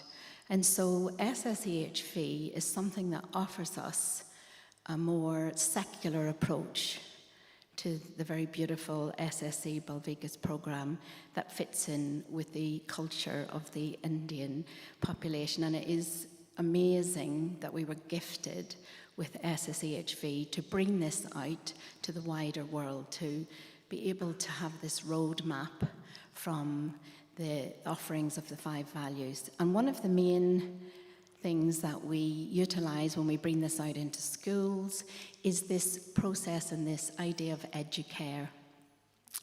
And educare is really a roadmap and a way of, as we know, educare means bringing out the human values. So educare itself stands for bringing out from within. And for us, that means bringing out the human values. And in terms of our UK education system, for sure, it's very much focused on the mind and the head, but we are moving now towards helping children with their mental and emotional well-being, which is a real step forward. But the Educare program offers this amazing opportunity to develop this deeper awareness and bringing out this innate, beautiful heartfulness that we all have as human beings. And I think for teachers, this is really important. I certainly, as part of my job, have been out observing teachers in their teacher practicum, and they always get really nervous. And what I say to them is, just teach from the heart. And if you teach from the heart, it's okay, whatever happens, the children will respond. And surprisingly, this is not something that we always bring to the fore when we're educating teachers. But with Educare, that's exactly what we're doing. We're teaching from the heart. We are reminding children of their innate goodness. As part of what I have covered with some of the teachers is this wonderful research by someone called Paul Bloom, who has done research in Princeton University in America around babies.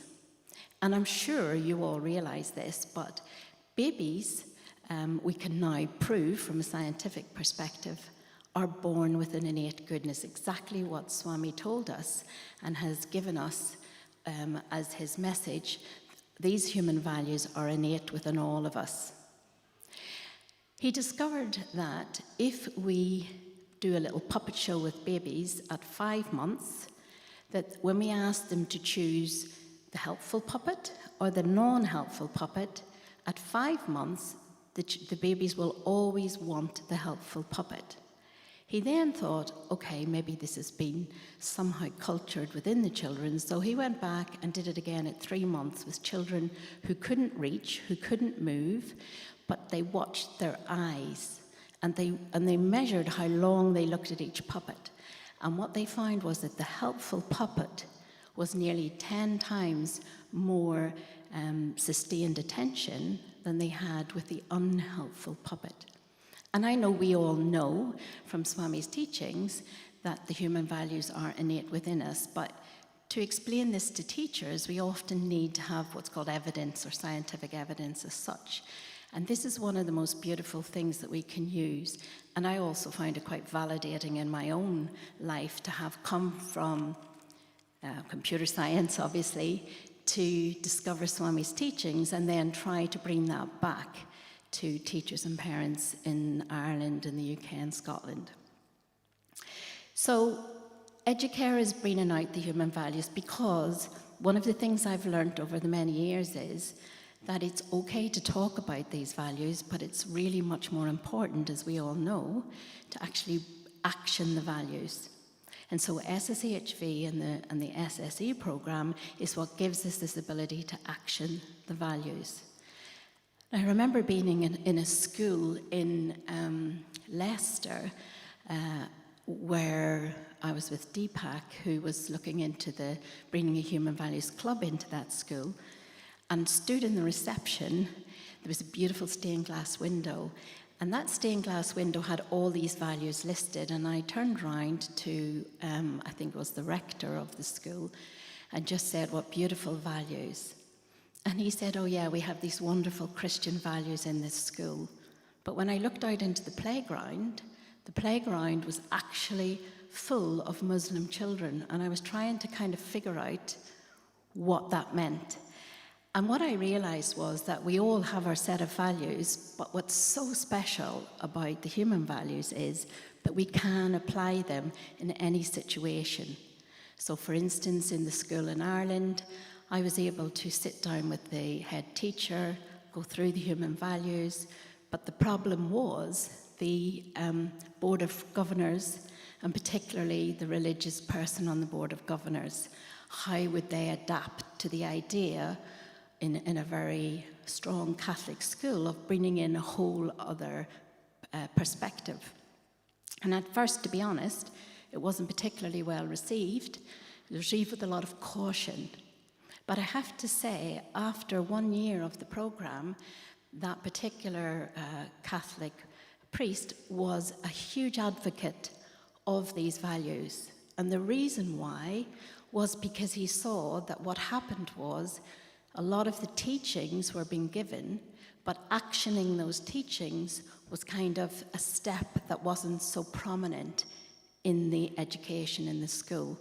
Making that prominent by giving children actual small chunk sizes of things to think about in terms of the 5 human values really changed the culture of the school.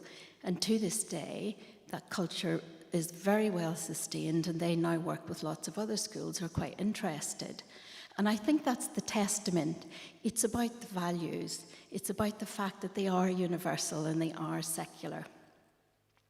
So, in terms of human values right now, one of the things I thought might be interesting for you to know is that there is a lot of research on values and their impact.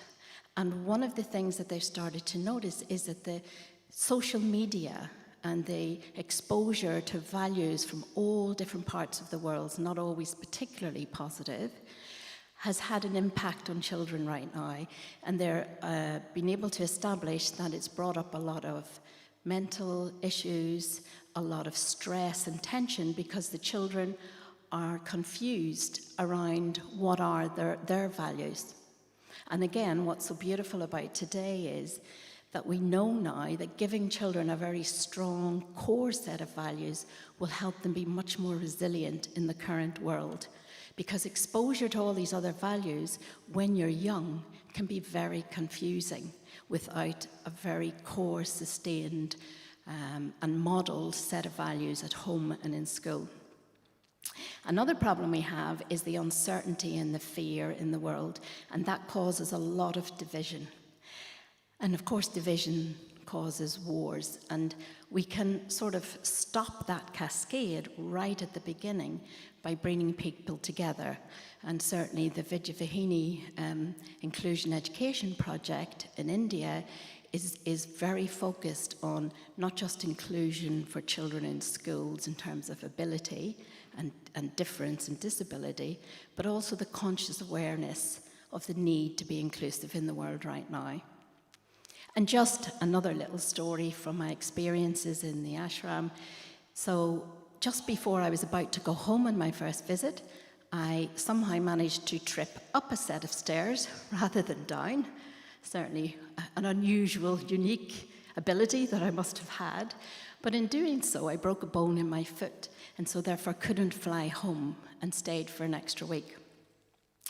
In that week, Sai Baba did a discourse on the human values in Whitefield, which is where I happened to have been when this foot incident happened. And as I was in Putta Party, everybody was saying, oh, there's a meaning for this, oh, there's a reason, oh, you're so lucky, you know, that could have been a lot worse. And being my first visit, I thought, what is wrong with all these people? I just broke my foot, you know. I mean, and at the end, I was like, please, just leave me alone, you know, I broke my foot. But actually, it was hugely significant, as it turns out, and I perhaps should have listened a little bit more at that point, because that talk by Sathya Sai Baba, I sat there and I realized my whole being lit up like a Christmas tree, and I just didn't know what was happening. But on reflection, what I realized was that I happened to grow up in Belfast for 25 years of a rather violent and brutal civil war.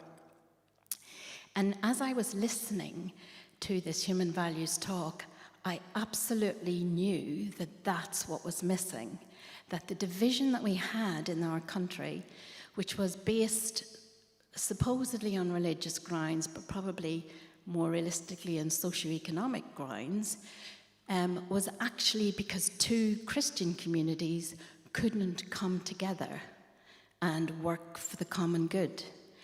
And I recognized that these universal human values were absolutely the answer, which is why I suppose I've continued and allowed them to drive and motivate myself, although interestingly not back in Northern Ireland yet, but through everything that I've done since, because I just got it. I thought perhaps it's hard to get it really that easily if you haven't had the experiences that I've had. But certainly one of the things I walked away with from those experiences was a real understanding of compassion, because what stood out in my mind, along with all the violence many years later, was those hugely compassionate people who came on the news and the television and pleaded for people not to retaliate when their son or their daughter had been killed. And even as a young child, I found that really profound, but didn't realize until I met the human values just how important that was. So as you all know, the human values allow you to connect to your own conscience, which is in your heart. And what that's going to give children right now is the power of discrimination. And never, ever, more than right now, has the power of discrimination been so important. And of course, we know that it brings with it a very deep spiritual experience. But in the West, just to be able to bring to conscious awareness your own conscience and your power of discrimination is a very valuable tool. So, we can move on to the next one. So just very quickly, I think you're all very aware of this, but we have this pyramid of the child, the parent, and the teacher, and that's the core of SSAHV, but it's also now, thankfully, core of many teacher programs. But with this particular program, Swami has blessed us with some really useful techniques, teaching techniques, which teachers love. They're very simple, very effective.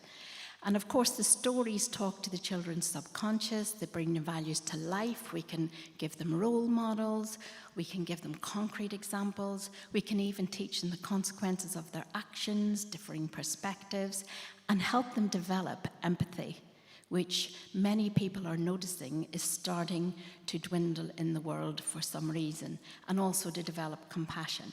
We know that the quotes, and even my students at the university, I'm kind of known as the quote lady, mainly because of what I discovered in my SSHV journey, but quotes really embody really concisely the essence of wisdom, and they do tend to stick in your head, and they really inspire and motivate.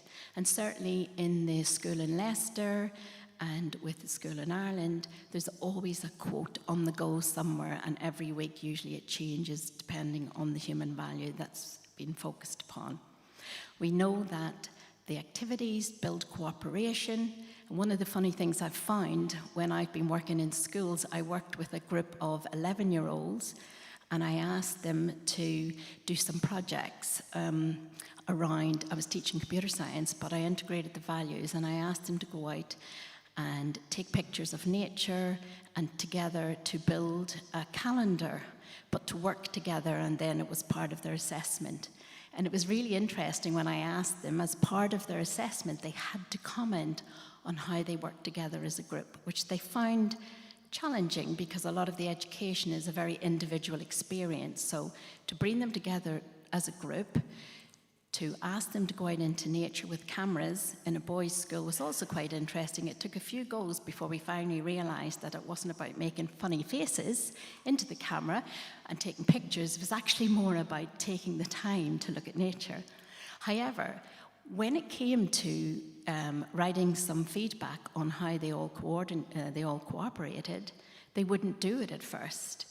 And it took quite a lot of coaching for them to recognise that this was an opportunity to praise the other pupils in the group and celebrate their contribution. And interestingly, again, that's not something that we had developed very heavily within the education system, though that's changing. And just moving on, we had the singing, which of course is about harmony and cooperation, and we all know the songs that stick in our head are really helpful, especially with a positive message. And then we had the silent sitting, which happens to be one of the most popular parts of the teaching techniques. The feedback on the silent sitting, both from parents and children, is really astounding. And I recently did that with some children in Surrey, where I live, for Mental Health Week. And it's lovely to hear how quickly and easily young children can go inside, connect with that goodness, and then talk about it just like it's another part of their life. And I don't think we give children enough opportunity to remember, to connect, and to express that connection. And that's something SSHV has, the gift that it's given us, is to be able to bring that out within children and kind of normalize talking about their heartfelt experiences. And then we have the 3HV, which I think is amazing. And the simplest way I've ever explained that to people is we have all these thoughts in our head, and we let them go round in our head. Quite often we get lost in them. But what we actually need to do with 3HV, and what that's giving us, is to remember to direct those thoughts through our heart before we act. Sounds very simple, but actually it's a neural pathway that we need to develop, is the ability to remember not to just act on those thoughts, to bring them through our heart, and even as adults, of course, before we act, allow our conscience to guide us to whether it's useful or not. I notice children nowadays, the attention span is definitely reducing in the schools. Teachers are working quite hard to maintain children's attention, and so a lot of them are very impulsive, especially young children, and that's great. But one of the ways we can help them not only move on from that and grow and develop and flourish, but is to also help them to move to more of a stillness through the silent sitting and through the 3HV, bringing their thoughts through their heart and then into their actions. So I think that's, yeah, if we just move on, thank you. In terms of what SSHV can offer, it's quite amazing. So parents, children alike have all noticed huge transformation, and of course that's the purpose of this program. I'll just lift this. So it's heart to heart, it's universal, and that's, I think, one of the key things. I was marking an assignment last week from a student on one of our education undergrad programs, and what they fed into their assignment was that we had been doing a mindfulness practice on loving compassion. It's called loving kindness, and it's a universal practice. And what their feedback was that it enabled them to remember, as part of their Christian upbringing, that that's part of worship, that actually being kind to people can be perceived within their own religious beliefs as part of worship. And I find that a reminder of the universality and the importance of using human values to connect with people. It provides this amazing moral and ethical compass, and that's where the importance of discrimination comes through. And as children go through these programs, they learn to discriminate, and you hear from children how happy they are within themselves, being able to acknowledge and express their own goodness, to be able to be valued for their kindness, for their thoughtfulness, for their respectfulness, because we kind of take that for granted a lot while we focus on the academics. So when we include and integrate human values, what we're doing is we're giving them the opportunity to acknowledge within themselves their own goodness, and for us to acknowledge it as adults. I think that's it. We'll move on to the next slide, please. Thank you. So I think the parents have all had lots to say, and I think the human values are something I think we're all familiar with, so I won't go through those in particular detail. But suffice to say that although we have a deeper connection with the values, to bring this to people who have no awareness, perhaps of a spiritual element, it's really helpful to make them very practical. That love is something that allows us to connect with people. That peace of mind is something that we urgently need for our own well-being, for our own resilience, to be able to make good decisions, to have emotional regulation, and to be able to connect with people with much more awareness. That right action brings us harmony and contentment, and also purpose. We can be very purpose-driven if we focus on that. Non-violence, I must say, when I first heard of it, I thought, oh, that's probably the easiest one. I'm not a violent person. I was sort of well pleased with myself until I actually looked into it and discovered I think that's the biggest challenge of them all. Non-violence in thoughts is challenging when you're ready to criticize or have a perception, a judgmental perception of yourself or other people. And so that was a big lesson for me personally, as there have been many on my journey. But what I find is that mindfulness is a great tool to bring these values to our awareness, because it allows us to open the door, because quite often we're unconscious of a lot of our behaviors, and we're actually unconscious of a lot of our thoughts. So starting to slow down, be mindful, and pay attention to what we're thinking is definitely a way to open the door to the human values. And then acceptance, another big part of mindfulness, allows us to remember that we make mistakes and that that's okay. And I think one of the lovely things I've come across in terms of SSHV in schools is, rather than use a discipline approach, which might be a little more critical, just asking what value, and we can do this at home, what value did you miss? What value did you not action in this moment that might have helped you make a better decision, is a lovely way to cultivate these values. We just move on, I think. Oh, truth, sorry, I forgot about truth. Truth is a lifelong value, because although for the children, truth is honesty, for us, it's a much deeper self-awareness. And Sai Baba has said that men have this particular opportunity to get to know themselves and become self-aware, and also to know their own divine reality. And so taking truth to that level brings the potential for this huge realization. But even with just some self-reflection, I think we can start to connect So if we just take a moment again to just allow ourselves to be still, and once again, just get in a comfortable position. Rather than me talking, perhaps right now, it might be helpful to just drop into your heart and allow yourself to connect with who you are. Perhaps starting with how you feel right now. And then, as Sai Baba often taught us, just asking yourself gently, who am I? I don't think me or anyone else can give you an answer to that. That answer lies within your own heart. Perhaps breathing gently in and out.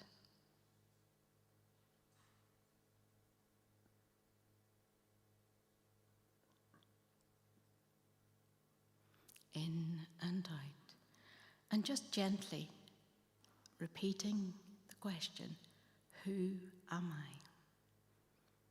Allowing your own wisdom and your own insights to arise.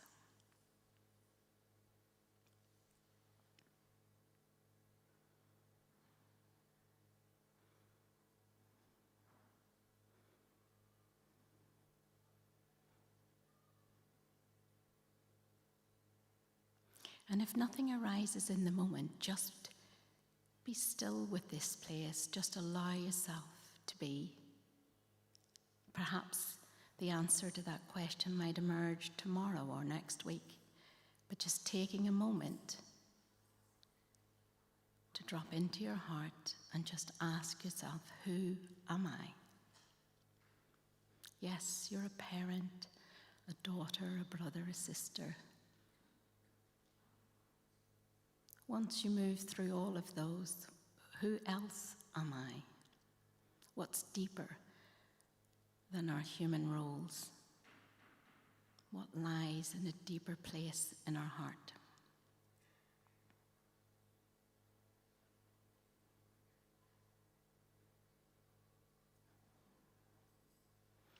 Who am I really?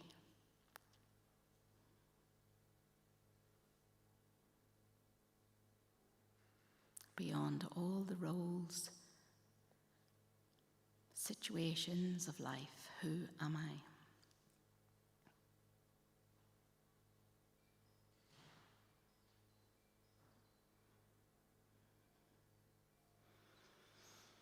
Just gently breathing in and out, and if you can, allowing yourself to be still, connect with your own heart, where you have all the answers.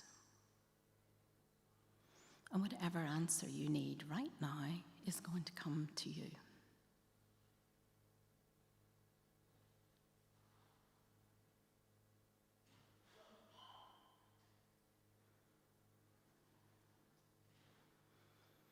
And then just gently, very gently, because the heart is a very beautiful, delicate, vulnerable space to move into.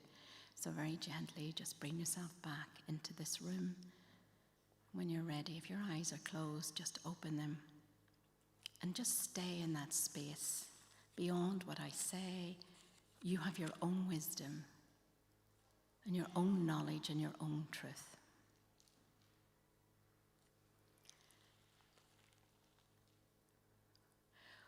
So one of the things that I've found with human values is learning the values, working with the values, really working hard to action the values is fantastic. However, there are lots of barriers. And I think one of the interesting things about the course at the university is this whole module on compassion and what it brings up for people. It's very challenging. So I think as parents and as educators, we need to remember to be very compassionate with ourselves around the human values. We'll make mistakes, we'll get it wrong, and that's okay. We can always learn. And I know all of you know this, but sometimes it's really important to be reminded of this, that the human values are aims that we have. They are ideals and values that we action in our life, but we don't always get it right, and that's okay. But what we can do is just keep reminding ourselves to move on from this. There's a wonderful story on a research article around some priests who were training in a seminary, and they were doing some research, and they gave them a topic to present a talk on. And some of the group got a topic of what they're going to do when they finish their training, and another group got the topic of the Good Samaritan. And what they did was, on the way between the building where they were in and where they were going to give the presentation, they staged a person en route who was standing in a doorway, clearly in pain and distress. So they asked all the seminary priests to come forward and move between the buildings to give their talk, and they observed what they did when they walked past this person. What was really interesting was that it actually didn't matter whether they'd prepared the parable of the Good Samaritan, which obviously you would think would have lended themselves to actually helping.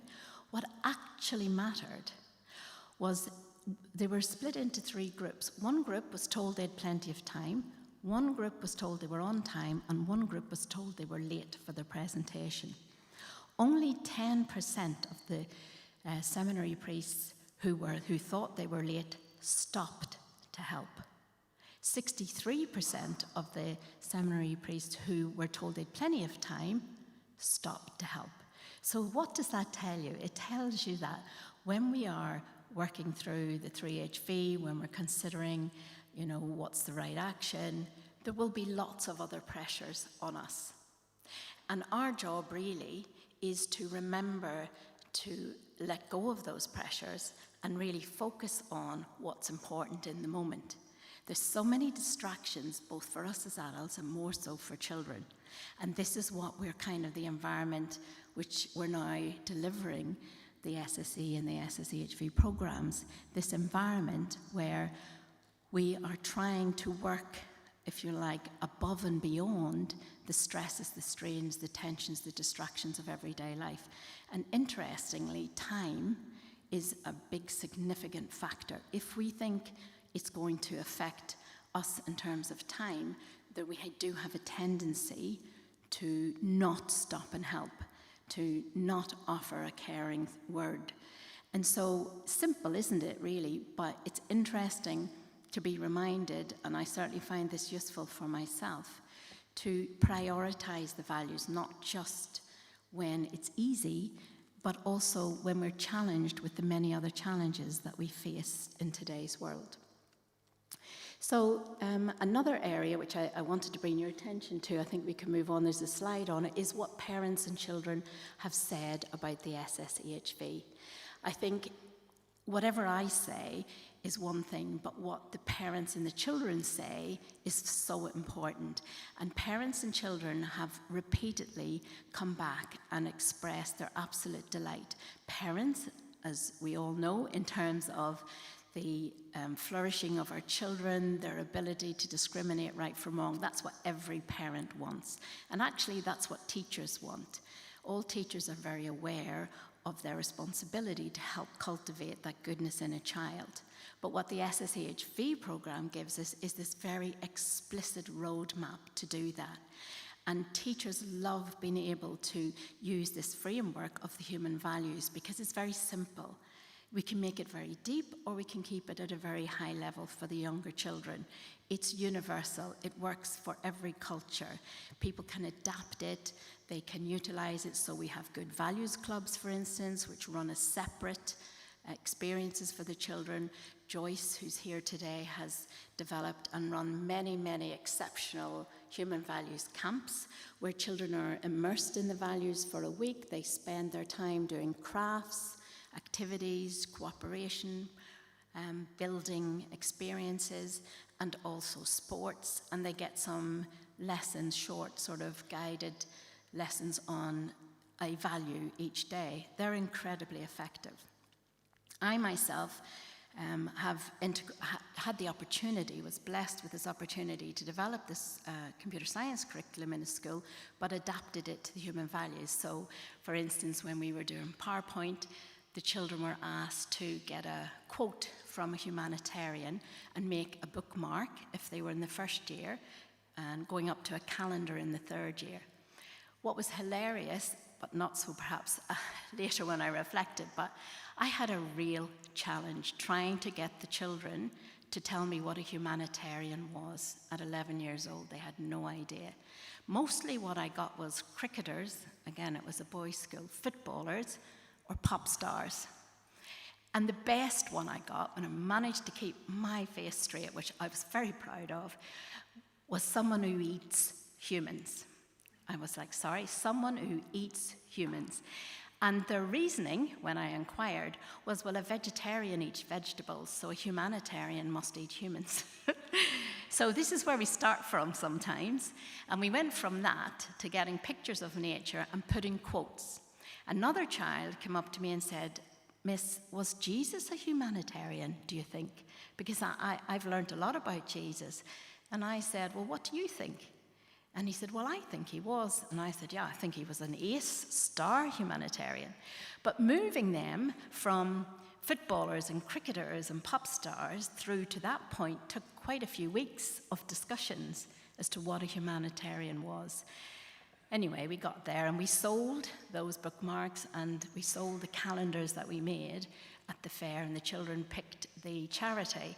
And I felt that was very empowering, and I think that's one of the things that SSEHV does for children. It empowers them with their own innate goodness. It enables them to develop it, to enjoy it, and to express it. And many other approaches tend to tell children, talk at them, explain to them what they should and shouldn't do. But the Human Values Programme allows us to draw out from within, to encourage that, to allow them to enjoy that and express it. I had another group of boys who were about 14 or 15, and I was asked to teach them this software to develop a game. So there was 5 groups, I only had 3, the other teacher had 2. And with my groups, I said, okay, this game for us in our classes is going to be for younger children, and there's going to be no violence. And again, I spent 3 whole 2 periods a week sessions in a huge debate with the children because they didn't believe it was possible to develop a computer game that didn't have violence. And I kind of got quite a shock at that because I thought, oh, you know, I know that's what they play a lot, but actually the discussions were really enlightening because they really couldn't get their head around it. And when they did, so then I realized, okay, before you develop this game, come and check with me first what you're doing. And they tried every which way to get the violence under the radar, including one little boy who was very happy. My game's not violent. I went, oh, that's fabulous. What is it about vegetables, miss? I went, vegetables? That's strange. Yeah, the carrots shoot acid at the potatoes and they shrivel up. I'm like, okay, so that's not violent, is it? No, but there's no guns, miss, there's no knives. I even had, unfortunately, 2 boys who I actually took to the head of school who insisted that killing someone with a gun wasn't violence because they didn't feel the pain, but stabbing them with the knife was violence because they actually felt it. But if you shoot them, they're just dead, miss. So if you wonder why SSHV and SSE is so important, I could give you many examples where I can see that society as it is, and certainly social media, is definitely programming our children down a different route, certainly from what I was brought up with. And we have to work very, very hard now to maintain the core values around the children. You're very blessed to have SSE. Other people in the education system in this country don't have access to that. And so your children may have and may be developing these core values, but they're going to live in a society where others don't. So in order to support your children to maintain those values, we need to develop a wider culture around this. We need to expand through SSAHV to bring this to wider society so that your children can thrive and be part of a culture which they're very familiar with, rather than face the many tensions that happen when that doesn't happen. So my own granddaughter recently moved school. She's an exceptionally, I have 7 grandchildren, but this particular child is very kind. But in the end, she was particularly being bullied by a child that had arrived at the school because she was very popular, because she was very kind. And in the end, her mother finally decided there was no way around this, and so she decided to move her daughter to another school where her kindness is accepted and valued, and that's exactly what happened. So what we need to do is not only hold on to our own values and our own positive cultural aspects, but work hard to spread these as best we can to create a wider environment, because all of our children are going to experience such a diversity of values and viewpoints, and they're not all positive. And so what we need to do is work to help give them a world where it's going to be much easier for them to survive and to thrive with their own core values, and not be pulled astray or be under stress or tension in order to uphold those. So there are many reasons why both these programs in parallel can offer a lot to society. I don't know how I'm doing for time. Sorry, 5 minutes? Yeah, perfect. So what I'd like to do to finish is, we started with, I hope, something which I often revert to in terms of getting inspiration, which is to remember the big picture, to remember there's a reason why we're all here today, why you've all put the effort into all the activities that you do within SSE. But now, just to finish, it might be worth just spending some time and thinking about all the different ways that we can remember to support ourselves with the human values in our lives as the adults, because we are the role models. No matter what we say, it's always what we do. And what we do is what children, and I've seen it, I'm sure perhaps some of you have, I've seen it in my own children. When they repeat back to you in their 20s and 30s what you said when they were 5 or 6, you realize, perhaps a lot later than perhaps would have been useful, just the impact of your words and your modeling to your children. So if we just, for the last time, if we just get ourselves into a really comfortable position, and just, if you can, just closing your eyes. And perhaps just resting into your breath, that allows your mind to let go. Just focus on breathing in and out and travel with that breath. If you're familiar with the so-hum breath, that's a beautiful way to connect to your heart and your divinity. And just with either the so-hum breath or breathing in and out, take a few minutes first to just connect with that.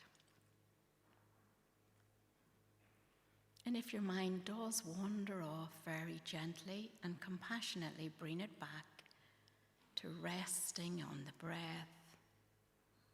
the so-hum breath.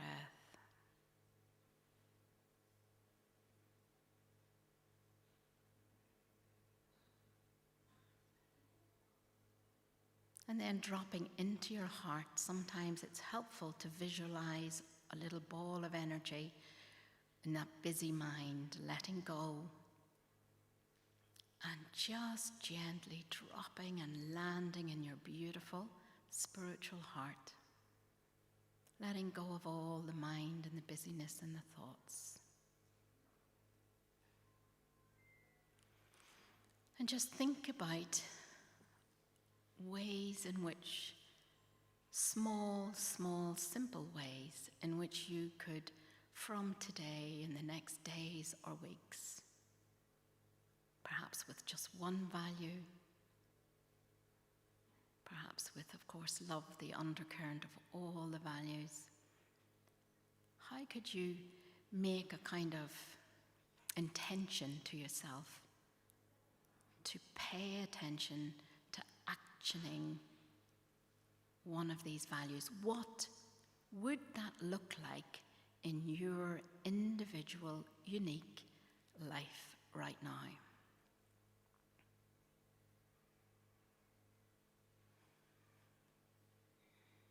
Keep it simple. Make sure it's achievable. And if you can, just let the ideas arise from your heart rather than your head. So holding that beautiful connection, remembering the Soham breath to support you.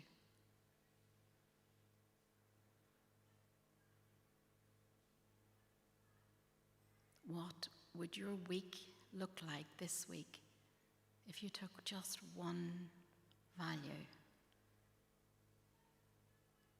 and had a strong intention to really focus on it for the coming week?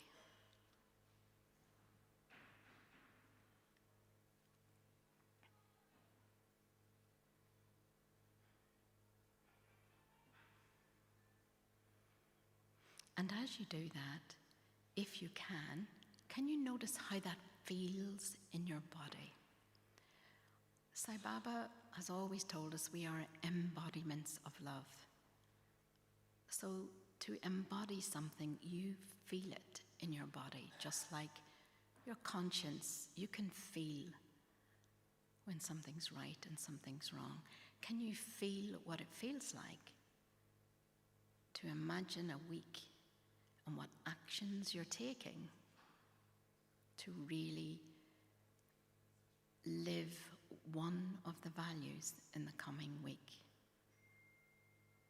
As a parent, as a brother, sister, in your professional world.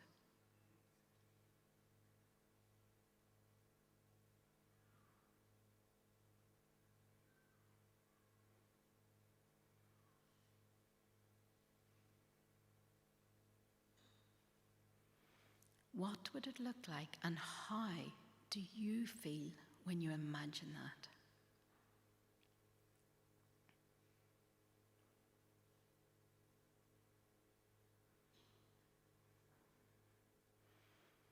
And if you can, fill your whole being with that feeling. It may be warm, it may be tingly, and then send out that beautiful feeling around the world right now. Sharing our experience here, our intentions, spreading it out as far as we can. Hopefully touching lives, touching people anywhere in the world.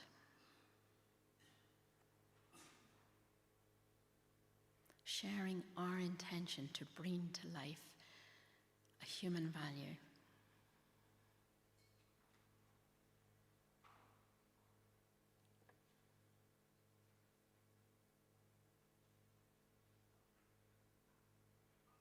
And then just gently feeling your feet on the floor, perhaps wiggling your fingers, holding that intention in your heart, just opening your eyes, taking a moment just to be, before we jump up and go to lunch. Just be with that feeling. And know that you can go there anytime, anywhere. You can connect into that feeling and bring that alive in your being and share it with those around you. Thank you so much for your time and for listening. Jai Sai Ram.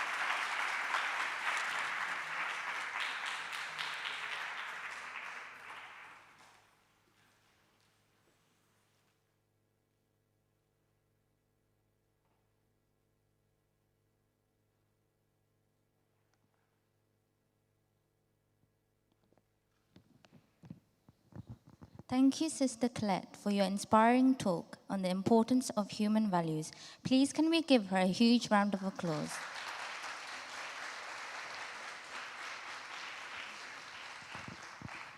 For those attending the SSEHV meeting today, please can you meet at the back of the hall at 2:30. Now we will be going for lunch, and before we get up, please can we recite the Brahmarpanam. Brahmarpanam, Brahmahavir, Brahmano, Brahmanahutam, Brahmevatena Gantavyam, Brahmakarma Samadhina, Aham Vaishvarnaro Bhutva, Praninam Dehamashritah, Pranapana Samayukta, Pachamyannam Chadurvedam. Om Shanti, Shanti, Shanti.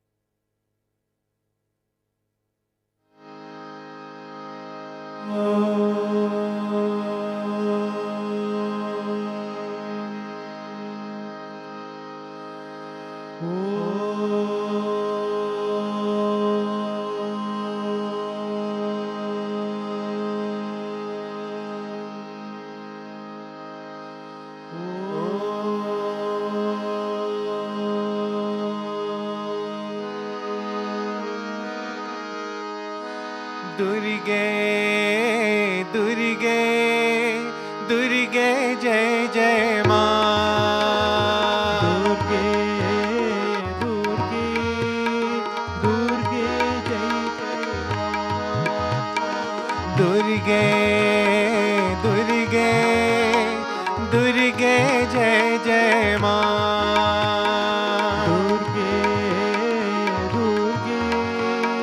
दुर्गे जय जय दुर्गे दुर्गे दुर्गे जय जय माँ दुर्गे दुर्गे दुर्गे जय जय माँ अम्बा दुर्गे दुर्गे दुर्गे जय जय माँ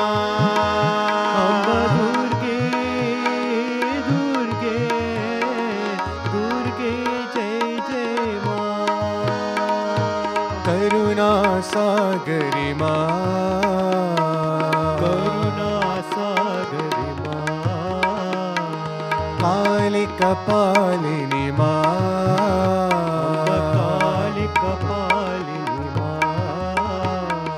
करुणा सागरी माँ करुणा सागरी माँ काली कपालिनी माँ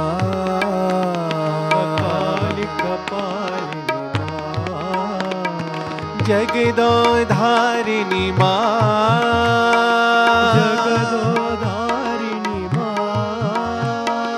जगदोधारिणी माँ जगदोधारिणी माँ दुर्गे जय जय माँ दुर्गे जय जय माँ अम्बा दुर्गे साई माँ दुर्गे साई दुर्गे दुर्गे दुर्गे जय जय माँ दुर्गे दुर्गे दुर्गे जय जय माँ दुर्गे दुर्गे दुर्गे जय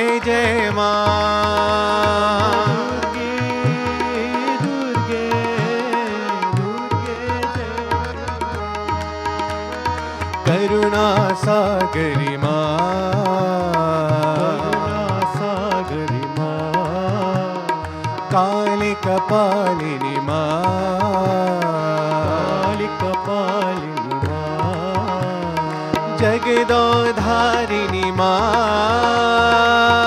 जगदोधारिणी माँ अम्बा दुर्गे जय जय माँ अम्बा दुर्गे जय जय माँ अम्बा दुर्गे साई माँ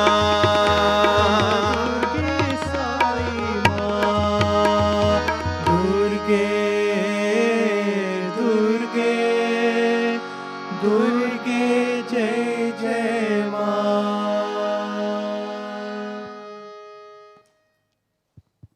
Sairam, we hope you enjoyed your lunch. Before we start hearing from our speakers about the lasting benefits of Balvikas, here is a short video summarizing a typical SSC lesson in Glasgow Science Centre, Region 8.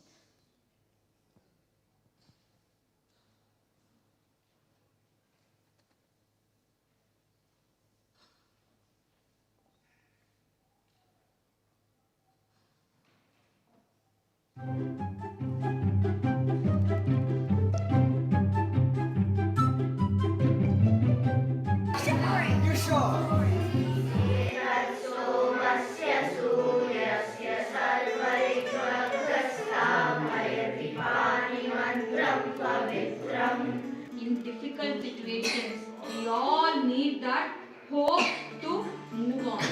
God is that hope. Problems occur. Okay, na? That time, leave the tension, that worry to God. God, I did what I am supposed to do. I prepared well. Okay, now you make sure I will write my example.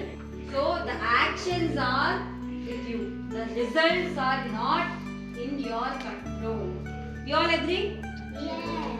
You have to be sincere in your efforts, with your actions. Then ask God.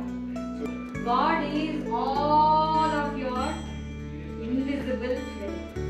Egoistic. Smriti, do you know what is egoistic? You don't know, no? It's like one person saying that they are better than another person. I think too high about myself. You know, if somebody tries to correct me, I feel, why did he tell me? Why did he correct me? This is being egoistic. Okay? Shruti, understood? Yeah. Yeah? Okay. What is the opposite? Humble? Sad. What is the opposite of being sad? Happy. What times you will be sad? Yeah, like when someone hurts you or something. Or when you fall down. So, physically or emotionally, if you say something to you, you get hurt. Tears might come out. Tears might come out. So, what do we do now? Try to entertain yourself. Try to entertain. Try to forget about it. Do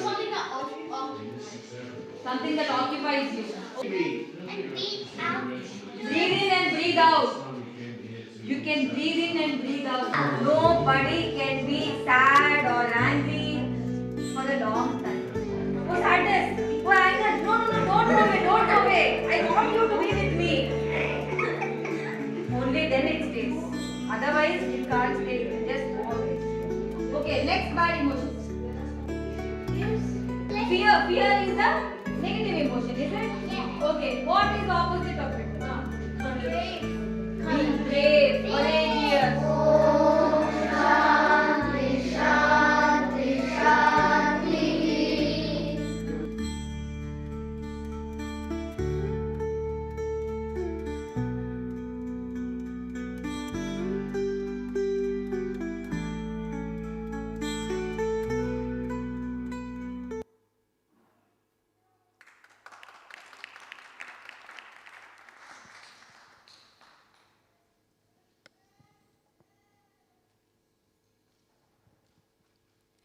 Thank you to the children of Region 8 for your offering. Now I'd like to introduce Sai Warren, who is the National Young Adults Coordinator and a former Balvikas student.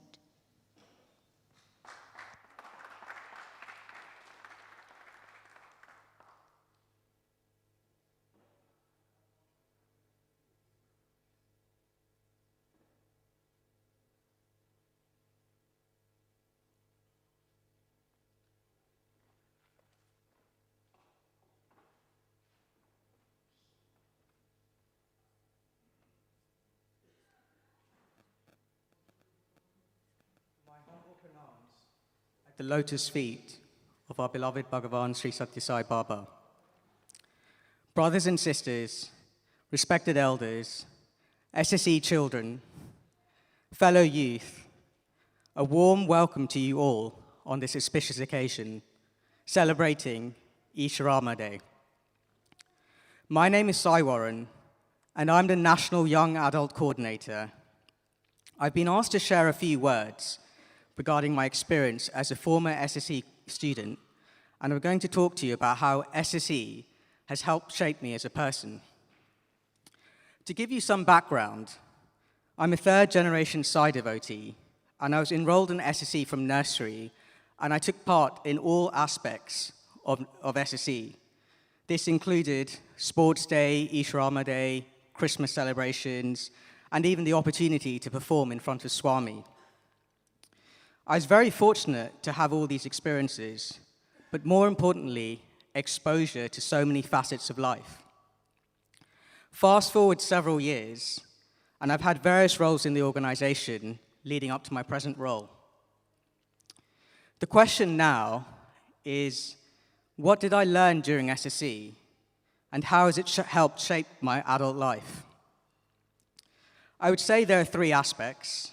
There are more, but for brevity, we'll stick to these. And I'll explain why and how they're important. Confidence. In the age of AI and art and technological advances, nothing can replace confidence. Sport is a classic example, where the difference in abilities between the elite athletes is minimal, but what separates the greats is confidence. Balvikas gives you that opportunity to nurture your confidence in a safe space. Whether it's acting, presenting, or singing, there are numerous opportunities, and the best part is that you get this exposure at a young age. Think about the children who perform today, or even those performing on the pilgrimage. Some of them will be performing in front of 2,000 people. Even professional drama schools don't give you that level of exposure at such a young age. On a professional level, this is an area that I've never actually struggled with. Whether it be give a presentation or speak in the public realm, my managers have always picked up on this as a strength. And you might dismiss what I'm saying, but I can assure you that there is a deficit in confidence amongst the younger generation. To give you an example, I was previously a line manager, and one of my subordinates had to facilitate a meeting. To clarify, it was a virtual meeting where she didn't need to present, but she had to facilitate the meeting. She was so taken over by this experience that she was off sick for 2 days because of anxiety. And this is not an isolated example. A lot of the TikTok and post-COVID generation struggle from these basic interactions. The second aspect I'd like to mention, and this is perhaps more subtle, is listening to one's own conscience. In SSE, it is drilled into us that we should practice sealing on desires for the betterment of society. I remember one day I was watching this program where richer households swap homes with poorer households. And in this particular episode, I watched how the poorer households, the mother of the poor household would meal prep. And what took me aback was she would literally measure out every bowl of rice and bowl of chicken that the family ate. And whilst this is for the benefit of, preparing the meals efficiently, there was no opportunity for the kids to actually have second serves. In addition, I saw how they were so diligent about how much electricity that they used. They would switch off all the sockets so as to save, by their own calculation, £2 of electricity every month. At the time, I was shocked by how other people, especially in this country, had to live. And upon reflection, I thought to myself that I should be more scrupulous with how much food that I waste. And to be honest, it is actually very hard to not waste any food. But I also decided to follow the family's practices with regards to switching the sockets off. Again, my prior habits weren't bad, but as always, I was just careless, given that I never actually had to think about who paid the bill, because I didn't, nor did I have to think about the costs. Now, you can dismiss this and say that, I watched the program and I was inspired by this. But how many of us have actually watched these programs, and how many of us have actually changed? What Balvikas, and more importantly, the Sai ecosystem has done, is that unbeknown to me, it has slowly prickled that conscience of mine. If you ask me what teachings do I recall from my time in SSE, I'll say things such as, a thought is a spark of energy. We should seek to break out of the cycle of birth and death. But the real reasons, the real changes, have come through in my character. Finally, the last aspect that I'd like to talk about is balance. Now, this can mean lots of different things to different people, but for me, it means dealing with life's ups and downs. And regardless of your position in society, power, fame, or wealth, everyone will both enjoy what life has to offer, but also experience its negatives. You can claim that you figured it out, and if you achieve a certain level of financial success, all will be fine. But if you were to ask every single rich person out there if they were happy, they would say no. as there's always something that keeps them up at night. Life will always throw you curveballs. However, it's how you deal with them. Unlike more secular forms of education, SSE doesn't just focus on the scriptures or facts. It makes you think about your purpose in life, your role in society, the bigger picture. I'm not aware of any other educational system that even comes close to what SSE offers, and certainly nothing that is free.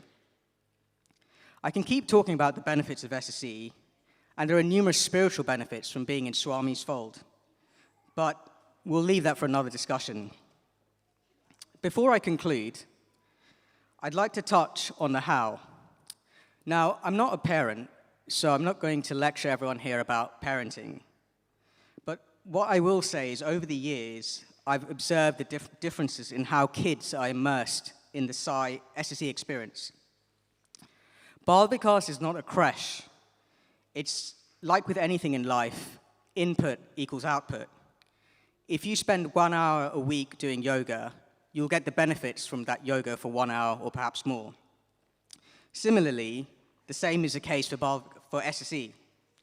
Those who invest their time and not money in the Psi ecosystem will reap the benefits, both for themselves, but as a family unit. Children will always naturally gravitate towards the lowest common denominator. So if one parent is at home watching TV, they will eventually start to drift away. Those parents who attend study circles, attend bhajans at least once a month with their families, take part in seva, they will reap the benefits as a family unit. It's a fact.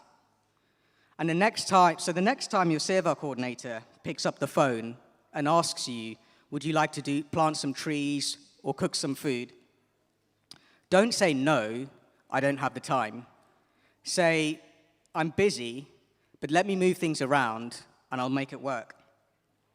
It's easy to defer these actions to later on in life when you're older and perhaps might have more time. But kids are only kids at a certain point in your life. In Tamil, we have a proverb, which is Anjala Valayadadu, Ambada Valayadu, which loosely translates to, if you don't change at 5, you won't change at 50. Habits, attitudes start at a young age.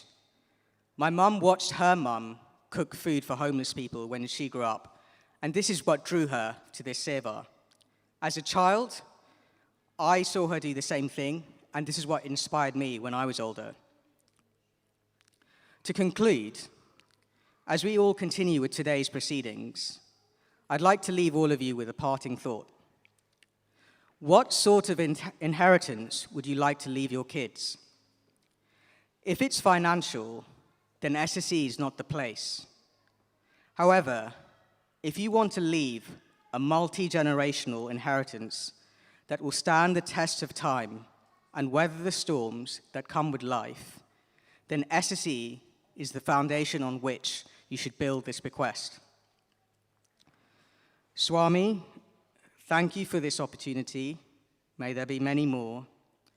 I pray on this blessed occasion that you shower all of us with your infinite grace. Jai Sai Ram.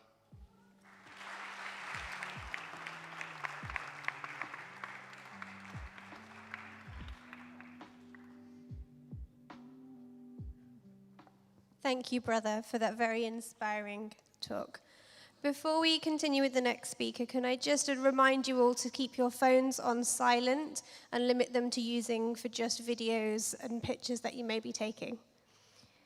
Next up, I welcome Brother Jay Sivaloganatham. He is a professor of mathematics at the University of Bath and has been a member of the Sri Sathya Sai organization for many years. Having held several posts within the organization, he is extremely passionate about Balvikas and even incorporates human values and meditation into his lectures. Both his children, who are now 18 and 12, started Balvikas at an early age. Brother Jay is also a Balvikas guru, though today he will be speaking from what is his often challenging role as a parent.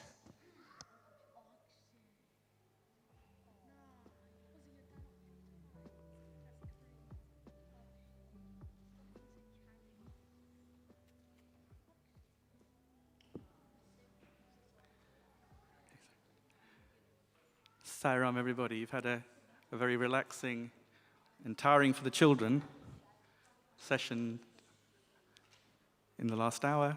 Sairam. So I just want to share a few thoughts with you. I was discussing these with my wife, and I'm mindful of a speaker that we once had at a national satsang who said that his wife said to him, if you're spiritual, then I'm the Queen of England. So with that caveat, let me just say share a few thoughts as a parent of two children who've now 18 and 12 who went to Balvikas from a young age. So the thing I want to ask you is, as parents, what do you want for your children? Now, I have my own answer, but all of you would say you would want what's best for your children. But the question is, what is best for our children? Perhaps we want them to have a successful career and a family. Could I have the first slide up, please?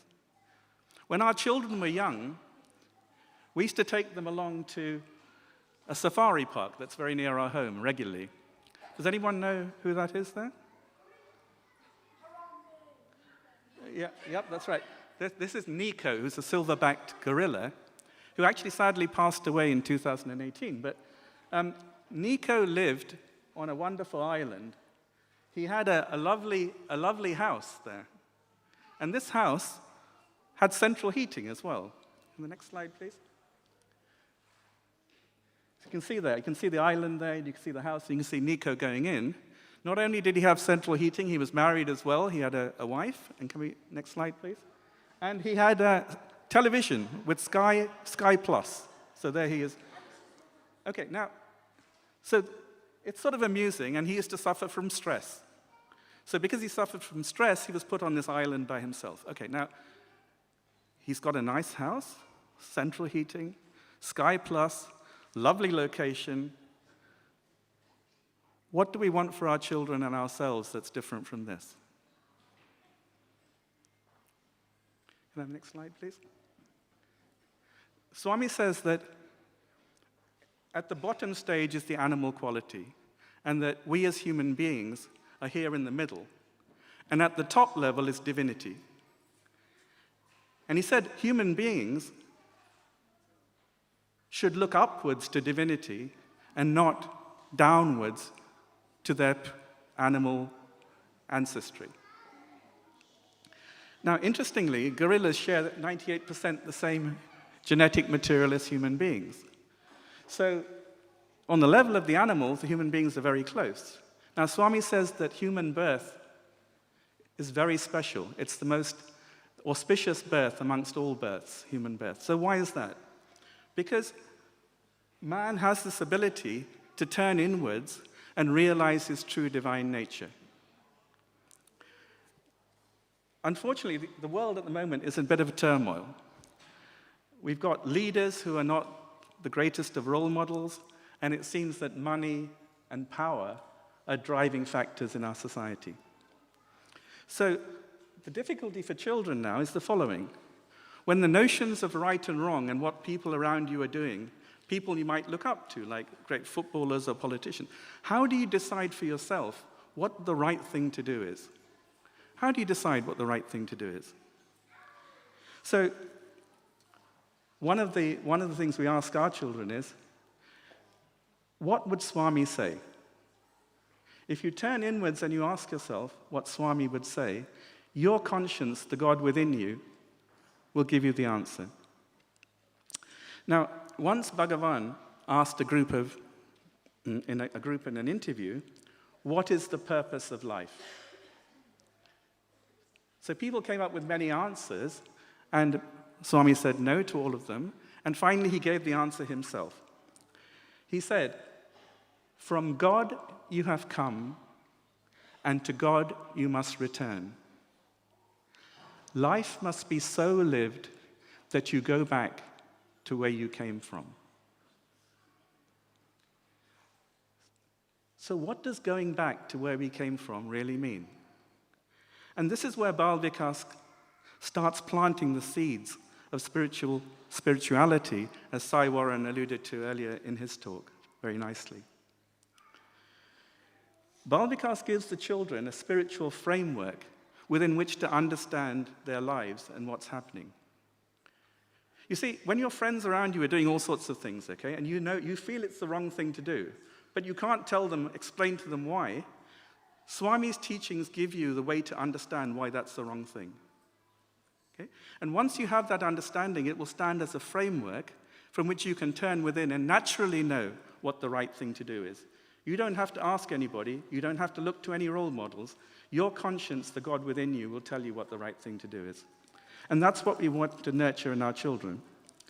And these seeds that are planted in the Balvikas classes will sprout and generate in their own time.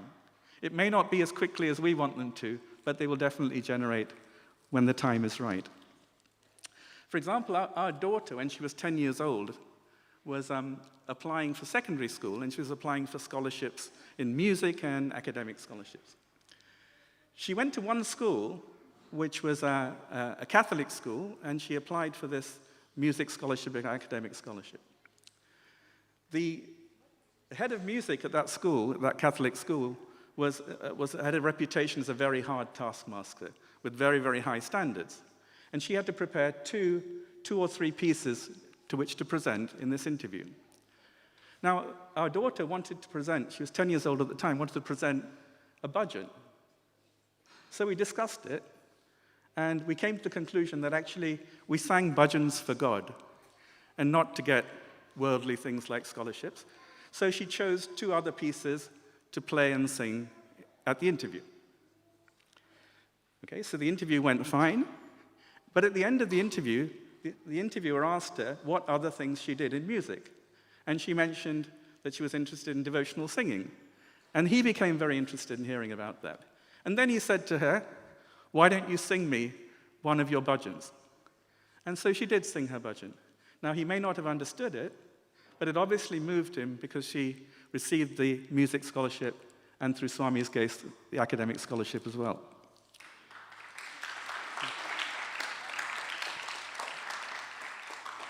But I think as parents, the main thing is that, as we've seen this morning, our Balvikas students, as Sai Warren also mentioned, they develop this inner confidence, this inner self-confidence, which is not an arrogant confidence, but it's a confidence that comes from being put in situations which other children would find difficult, but doing it as an offering to Bhagavan. And when we do that, we get confidence in the God within us, and that things will always work out if we surrender to Him completely. So through all these valuable experiences in SSE, the children develop and grow, and as Balvikas means, there's a flowering of their inner consciousness. They become aware that in life, goodness is more important than greatness. Better to be a good person than a great person.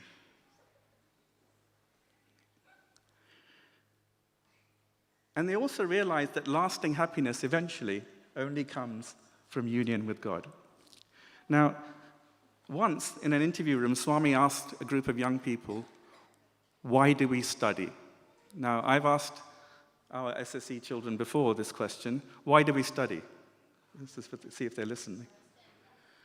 Yeah, so Swami, lots of people gave answers, and Swami shook his head, and finally he said, "We study to be steady." And what is that steadiness? That steadiness is the inner peace that accepts the ups and downs of life without getting too elated by the ups and without getting depressed by the downs, accepting everything as Bhagavan's divine will. And the more we align ourselves with His will, the smoother our transition through life is. Even though the outside may be very turbulent and difficult, inside we will be at peace and in harmony. So, SSE, through prayer, moral stories, devotional singing, group activities, and silent sitting, through that, the children develop an understanding that, as Swami has taught us, that we're not one but three people. The one we think we are, which is this body that Swami says is like a water bubble. The one others think we are, which is our minds, which Swami says is like a mad monkey. Not just a mad monkey, but a mad drunken monkey. Not just a mad drunken monkey, but a mad drunken monkey bitten by a scorpion. Okay? So that's really bad, okay? You should have got that by now. All right. So, this returning to the source is aligning ourselves more and more with the divine will. And Balvikas does this through these seeds and these teachings that, as I say, blossom. And eventually, when you look back, you'll see that your perspective in life has been inalterably shaped by Swami's teachings. So finally, let me talk about parents. Now, it helps if parents are united in their view of the importance of Balvikas. Sometimes children don't want to go to classes. I've got a birthday party. I've got a football match. I've got a family function to go to. Swami says that the parents, for a young child, the buddhi is still developing. So buddhi is the highest aspect of our mind, the part that's closest to God. And Swami says in young children, the buddhi is not developed yet. And so the parents, while the child's buddhi is developing, they play the role of the buddhi. Okay? They're the ones who say what's right and wrong for the child. So an important question to ask ourselves is whether the time that my child might be spending in other activities is of more benefit to them than the 1.5 hours that they spend at Balvikas. Importantly, Swami says that parents are caretakers of the children for God. They're not their friends. Bhagavan's mission is the spiritual regeneration of mankind. And he said in a discourse in 1978 that Balvikas is the primary basis of the great movement to restore righteousness in the world. And he said that the ideal of the program is to raise a generation of boys and girls who have a clear and clean conscience. Our children are very fortunate to be able to participate, and they're blessed to be part of this program. Sai Ram.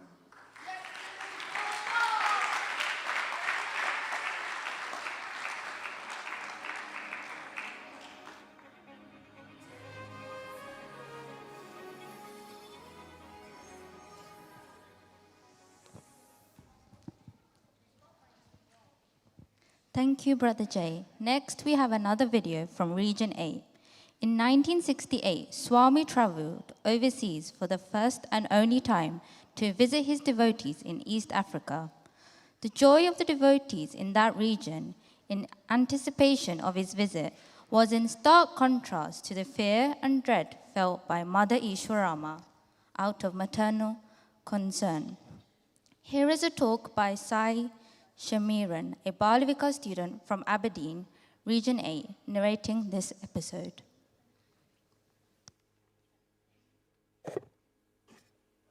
Om Sri Sai Ram. Here is a snippet of pure love, illustrated by Mother Ishwarama. Towards her son, our beloved Swami Sri Sathya Sai Baba. In 1968, when Swami decided to go to Africa, that was the most terrifying moment for her. She was mortally horrified. She went to the elders. She went to Mr. Victorao. She went to Professor Custody. She said, "What is this I'm hearing? You are taking Swami away to East Africa. Do you have any idea what there is in East Africa? What do? Don't take. I heard in East Africa there are huge thick jungles.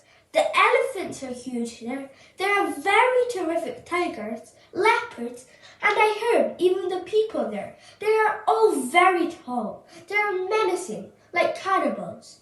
Our Swami is so small. He is so tiny. How will he manage? Please don't take. Please don't take." And she started crying. And so, Professor Custody and Mr. Victorao, they tried to explain to the mother, pacify her. No, Amma Garu.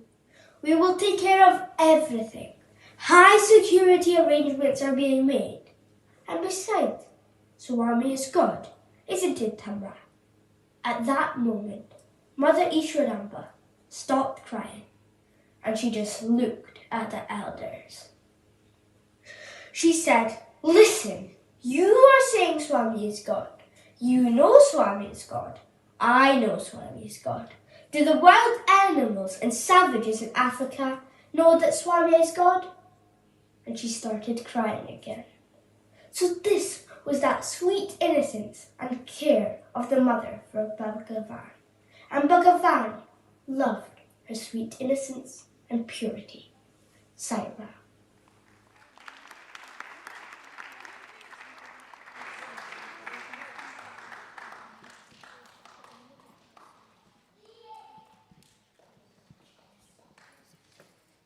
Thank you, Region 8.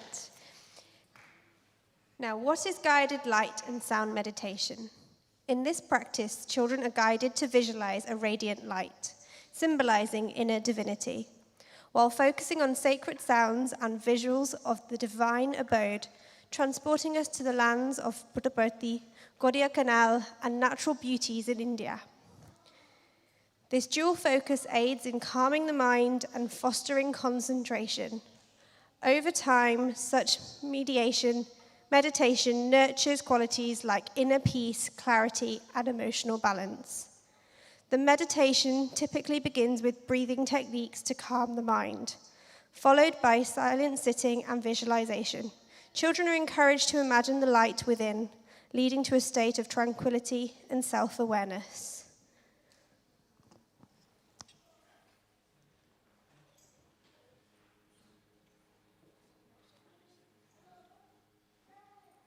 Saira, please accept our humble salutations of the lotus feet of our dear Sathya Sai Baba.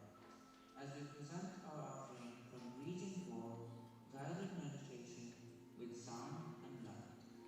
Swami emphasized the integral development of human values through a set of 5 powerful teaching techniques. These techniques, prayer, bhajans, storytelling, silent sitting, and group activities, are designed not only to educate the intellect, but also to awaken the heart and nurture character. Among these, silent sitting holds a uniquely transformative power. It is a moment of stillness where the noise of the world fades, allowing the inner voice of the conscious to arise. Silent sitting cultivates awareness, peace, and connection with the divine. For children and adults alike, it serves as the bridge between action and reflection, enabling us to respond to life with clarity and compassion. Swami said, silence is the language of the spiritual speaker. It is within this sacred silence that we reconnect with our true nature. Today, before we begin our guided meditation session led by Region 4, let us take a few moments to honor this essential practice. This meditation is not only a means to calm the mind, but a tool to help us turn inward and draw strength. Sit on a chair or on the floor with your spine straight and your hands resting gently on your lap. Let your body be relaxed but alert. Allow your eyes to close softly. Let go of any distractions or tension you may be carrying. Take a few slow, deep breaths, inhaling through the nose, holding briefly, and exhaling through the mouth. Let us breathe the ground beneath us in the present moment. Guided visualization on universal light. Imagine that there is a light in front of you Using your imagination, bring this light to the forehead and into your head. Let the head be filled with light. Then think, wherever there is light, there is no darkness, and I will only think good thoughts. Expand the light to the heart and imagine that there is a flower bud there. Where the light reaches the flower bud, see it is opening into a beautiful flower. Feel it opening. See, it is full of love, peace, and joy. Let the light expand down the two arms to the hands. Let these hands be filled with light. Think, let me do only good, kind, and helpful things. Now the light expands through the body and down the legs to the feet. Think, may my feet take me to places where I will be safe and in good company. Be aware of the light in the head and in the mouth and tongue. Think, may I always speak the truth and only what is kind and necessary. Slowly expand the light to the ears. Let the ears be filled with light. Think, let me only hear good things. Let your two eyes be filled with light. Again, concentrating on the light, think, let me see the goodness and the beauty all around. Imagine that the light is radiating from your being to surround your mother and your father, or whoever looks after and cares for you. They are now full of light. Think, may they be filled with peace. Let light and love radiate out to your teachers, to your friends and relatives. Let it expand into the whole world, to all beings, to people, animals, birds, fish, insects, to all plants, trees, grass, and flowers everywhere, to the rocks and to the earth itself, then out to the stars and to the whole universe. Think, let the world be filled with light. Let the world be filled with love. Let the world be filled with peace.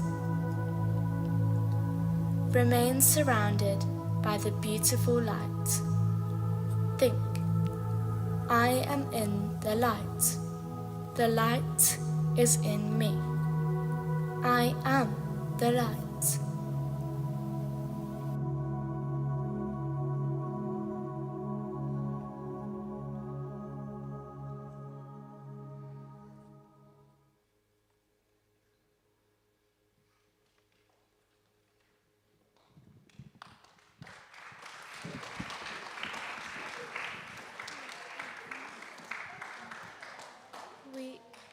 We ask you to calmly bring yourselves back to this room.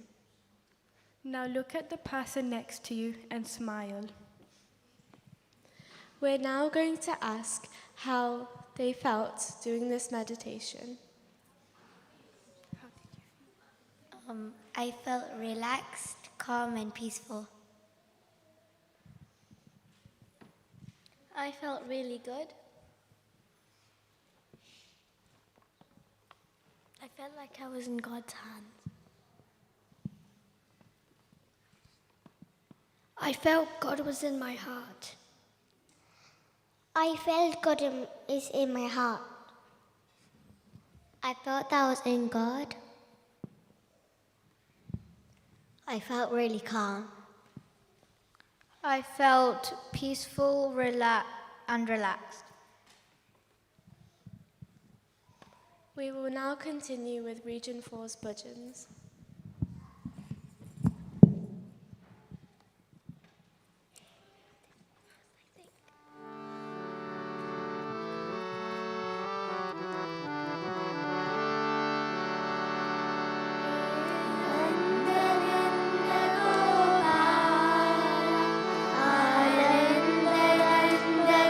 Gopala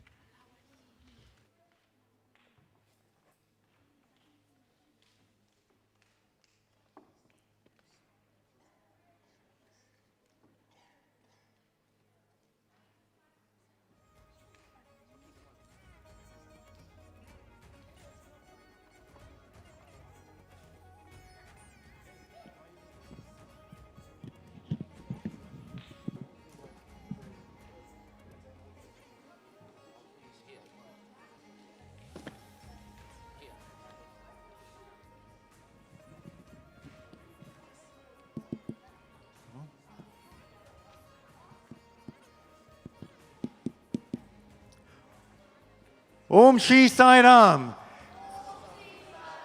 I can't hear you. Om Shri Sai Ram. That's better. That's better. Firstly, ladies and gentlemen, would you not agree? Our children today have been absolutely amazing. Please give them a round of applause.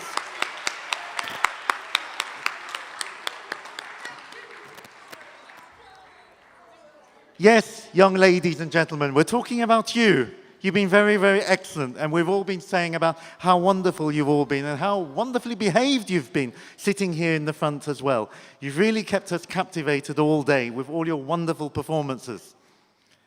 But I'm afraid right now you've got to put up with Sister Vasiki and me, sorry. But what we're going to do now is all talk about something else that you have all been doing, or at least a competition that you took part in. Hands up if you took part in the competition for the post-term poem.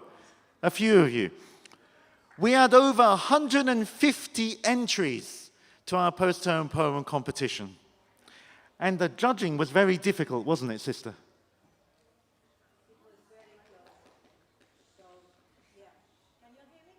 No. Sairam? Yes. Thank you.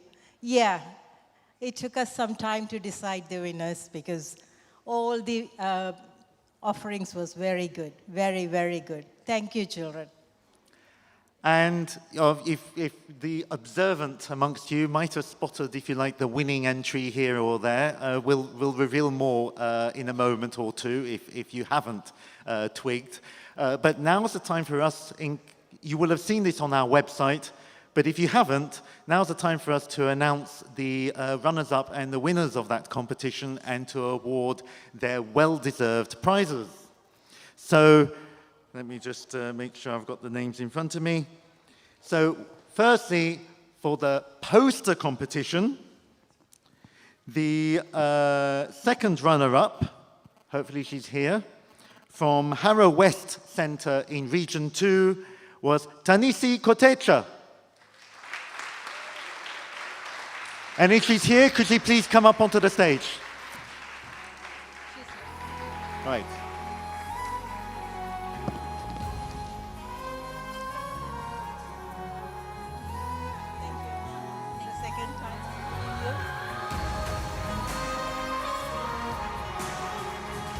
The first runner-up, who's not here today, all the way from Bradford Science Centre in Region 5, is Jasmine Wong.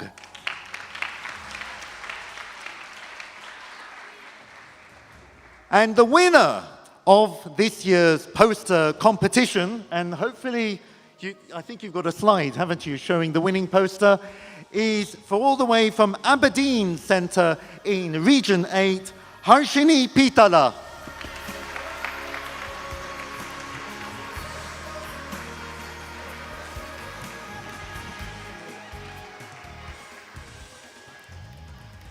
Now, for the outcome of the poem competition. The second runner-up, from Tunbridge Wells in Region 6, Durha Chandrasekhar.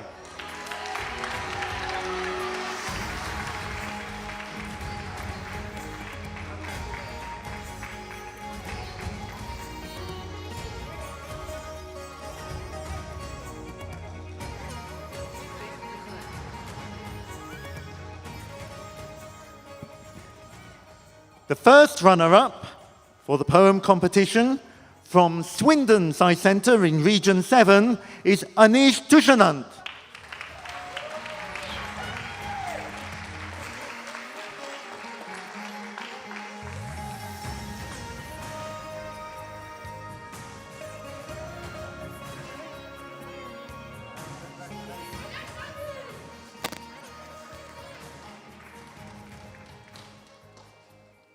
And the winner of this year's poem competition, all the way from Bradford in Region 5, and I'm delighted to say she's here with us today, is Isha Mistry.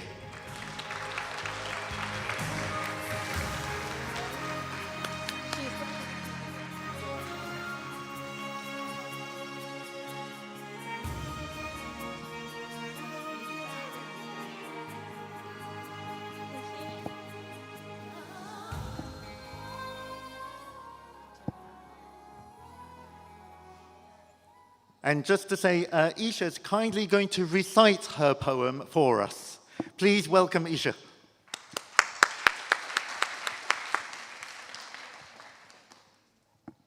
"100 years of pure love. 100 years of love like no other. Born to a very kind mother, who gave us a miracle boy and brought us all divine joy. Beautiful music has since played, as everyone has prayed for 100 years of Baba's love. Divinity from above, he gave us so much love. To all creatures great and small, and peace to all. We give him thanks for 100 years of love. Baba's wishes were as clear as a bell. He would build schools, hospitals, and wells. He would help the poor and heal so many more, and give us all 100 years of love. Baba inspires me every day, at school whilst we learn and play. Baba watches over us, and in him we trust for another 100 years of love. Sairam.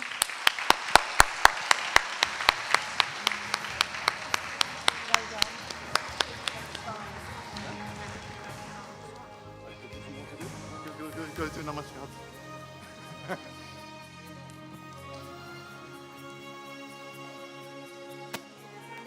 Okay. Right. You want to? Okay. Okay. Chaperones and others, if you could. Now's the time for the. Of course, today Ishwarama Day is, of course, Children's Day. And so to honor these children and as a token of our appreciation for their hard work and participation in the Balvikas program, we have just a little thing to offer them. So chaperones and helpers, if you could arrange for the children to come onto stage, please.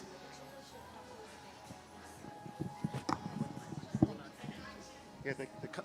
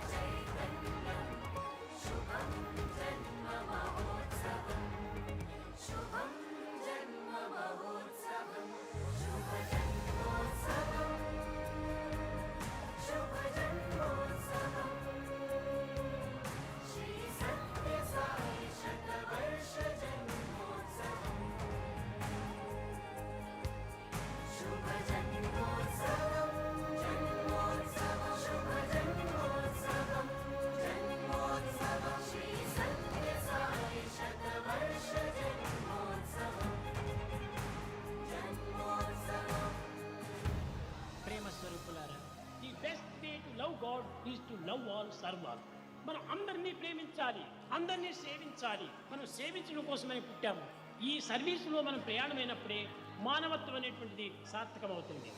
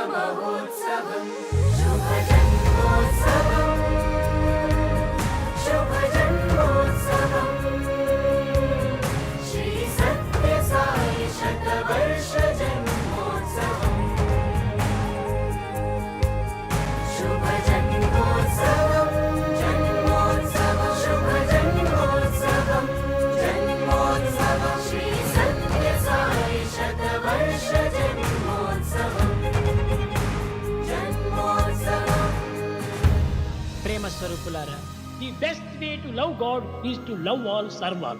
మనం అందరినీ ప్రేమించాలి, అందరినీ సేవించాలి. మనం సేవించడం కోసమని పుట్టాము. ఈ సర్వీసులో మనం ప్రయాణమైనప్పుడే మానవత్వం అనేటువంటిది సార్థకమవుతుంది.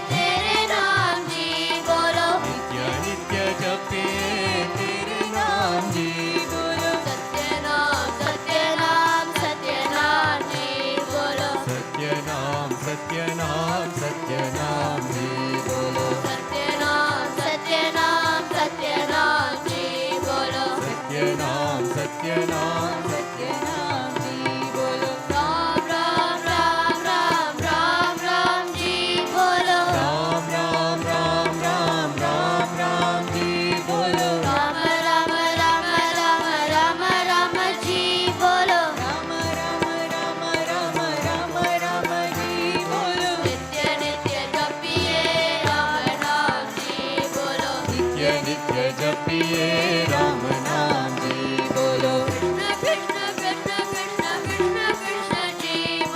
कृष्ण कृष्ण कृष्ण कृष्ण कृष्ण जी बोलो कृष्ण कृष्ण कृष्ण कृष्ण कृष्ण कृष्ण जी बोलो कृष्ण कृष्ण कृष्ण कृष्ण कृष्ण कृष्ण जी बोलो कृष्ण कृष्ण कृष्ण कृष्ण कृष्ण कृष्ण जी बोलो नित्य नित्य जपिए कृष्ण नाम जी बोलो नित्य नित्य जपिए कृष्ण नाम जी बोलो नित्य नित्य जपिए कृष्ण नाम जी बोलो नित्य नित्य जपिए कृष्ण नाम जी बोलो वाहे गुरु जी बोलो वाहे गुरु जी बोलो सत्यनाम सत्यनाम सत्यनाम जी बोलो सत्यनाम सत्यनाम सत्यनाम जी बोलो नित्य नित्य जपिए तेरे नाम जी बोलो नित्य नित्य जपिए तेरे नाम जी बोलो सत्यनाम सत्यनाम सत्यनाम जी बोलो सत्यनाम सत्यनाम सत्यनाम जी बोलो राम राम राम राम राम राम जी बोलो राम राम राम राम राम राम जी बोलो राम राम राम राम राम राम जी बोलो राम राम राम राम राम राम जी बोलो नित्य नित्य जपिए राम नाम जी बोलो नित्य नित्य जपिए राम नाम जी बोलो कृष्ण कृष्ण कृष्ण कृष्ण कृष्ण कृष्ण जी बोलो कृष्ण कृष्ण कृष्ण कृष्ण कृष्ण कृष्ण जी बोलो नित्य नित्य जपिए कृष्ण नाम जी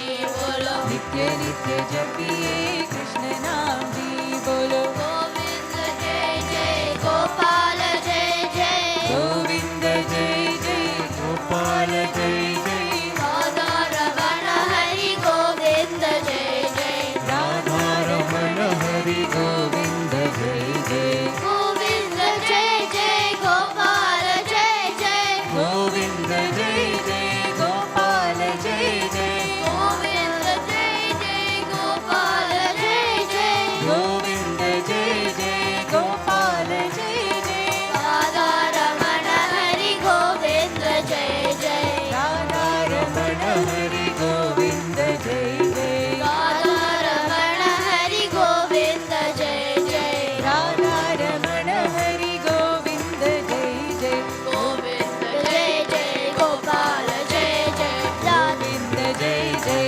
गोपाल जय जय राधा रमण हरि गोविंद जय जय राधा रमण हरि गोविंद जय जय गोविंद जय जय गोपाल जय जय गोविंद जय जय गोपाल जय जय राधा रमण हरि गोविंद जय जय राधा रमण हरि गोविंद जय जय राधा रमण हरि गोविंद जय जय राधा रमण हरि गोविंद जय जय वाहे गुरु वाहे गुरु वाहे गुरु जी बोलो सत्यनाम सत्यनाम सत्यनाम जी बोलो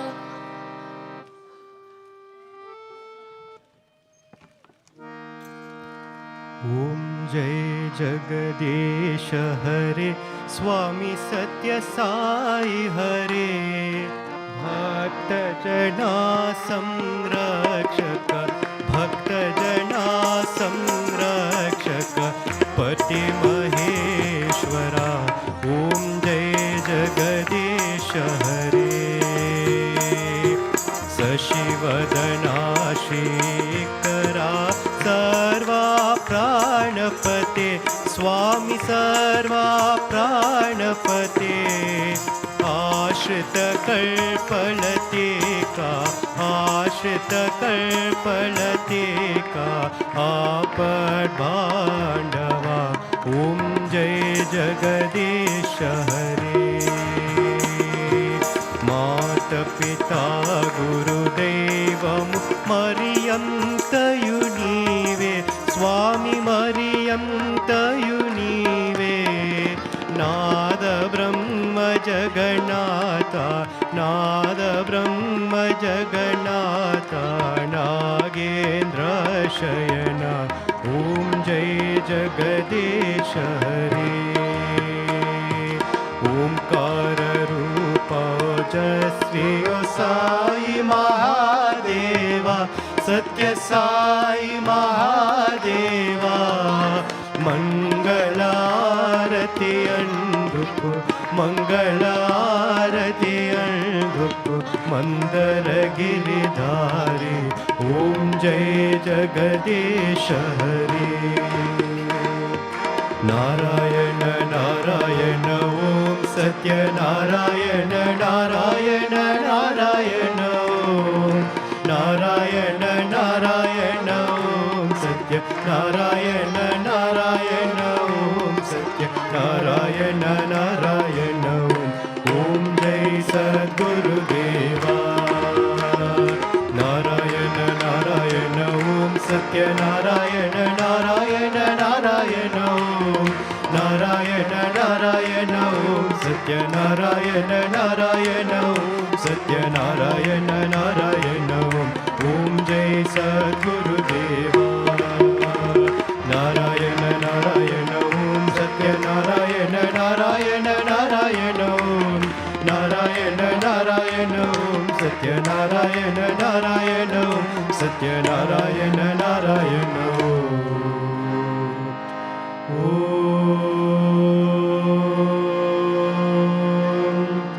जय सद्गुरुदेवा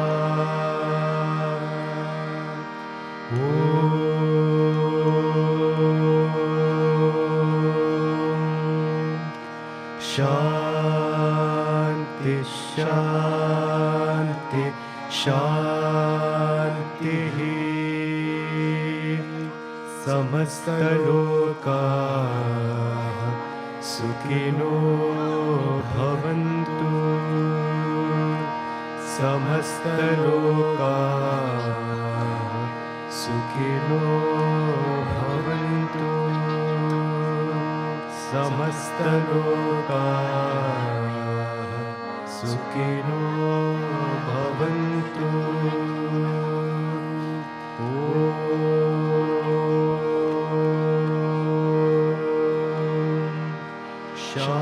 शांति शांति शांति जय बोलो भगवान श्री सत्य साई बाबा जी की जय।